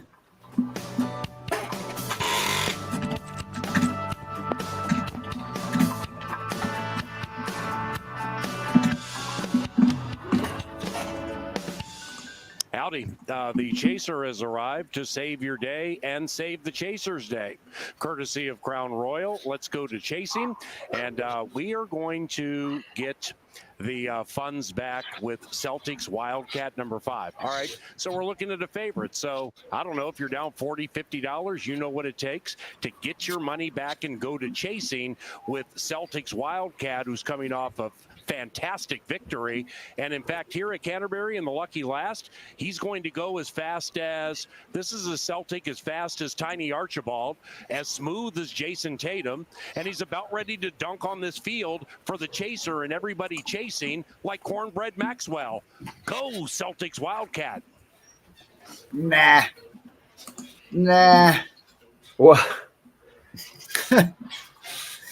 Dude, Bebop Baby's gonna crush this field. Bebop Baby, man. I feel good about Bebop Baby.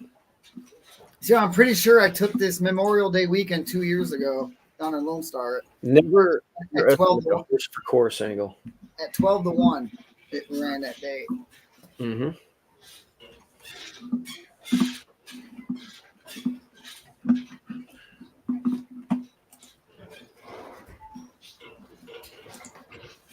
Matthew, what's up, dude? What? What are you doing down there? You going fishing? No. Oh. Not right now is a good time to go. I got worms. That's the name of my business. Oh, Dumb and Dumber. Yeah.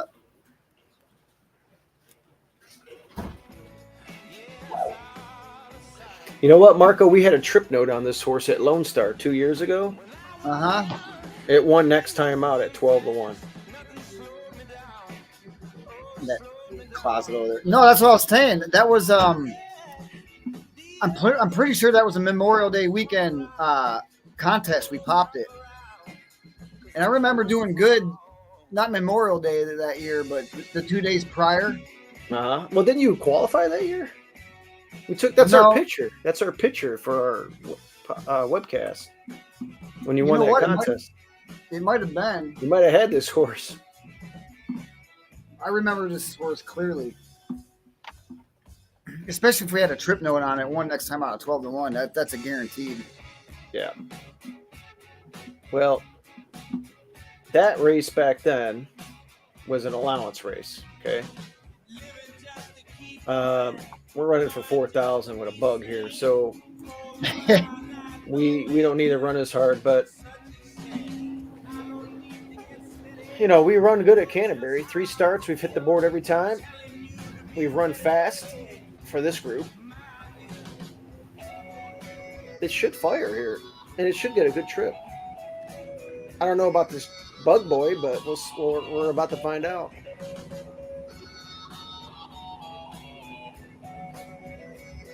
Trainer's a little obscure. He's 0 for 6. He's got 2 seconds though. At the meet, knocking at the door. So he's not 0 for 28. I can't believe that guy won that race last time. That horse wasn't that bad though. It's race time at the gate. All right, we're 4 to 1. Race 8.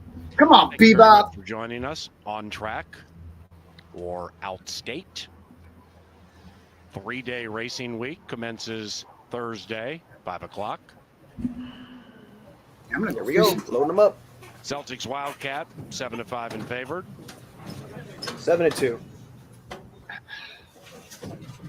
Their choice.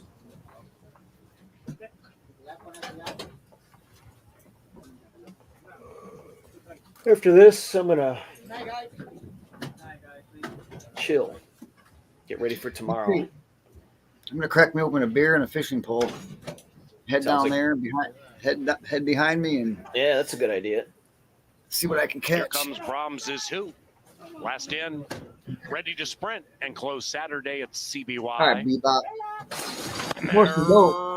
they're racing. Celtics Wildcat out of the gate like a shot. Diva Tequila showing speed. Likewise for Kiba, Lucky Day to the inside. They're Yellow tightly Cat. packed together. Those top three, and Celtics Wildcat pulls away by a length and in fourth. Now make it third is Pictorial. After that, Bebop Baby to the inside of Brahms's Hoop.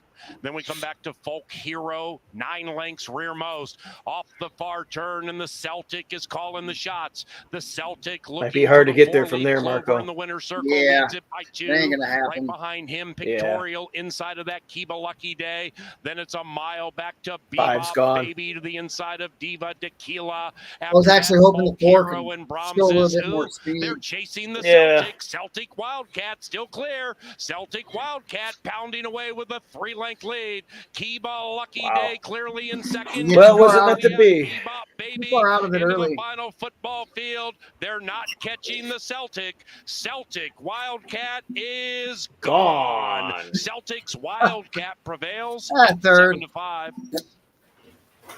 You got to have better early position than that. Yeah, you know, it's been a while since I played Canterbury, and I never. Well, I thought the played. horse would be closer, way closer. But I mean, these are 4,000 clammers. You don't know what the hell's wrong with these things. You know, I mean, Ah, it's just Celtics Wildcat. Not a very fast horse. Really, I mean, when I say I mean it when its numbers are slow. It ran good last time for $2,500, but it's probably the most healthy horse. Who knows? God, that just didn't look like one I wanted to back at 7-5. All right, Marco. Anyway, let's get ready for tomorrow. Champagne Mike, Hawthorne. I'm ready. Yeah, I'm gonna relax for the rest of the night. Yep, it's birthday time. Yeah. I will. What's this music? I don't know. You hear that? Yeah. Probably, it's Canterbury. Jeez, put me to bed. All right, man. That's it, dude. Alrighty. I'll talk to you tomorrow. Happy birthday, and enjoy the rest of the night. That'll work. All right, later. Later.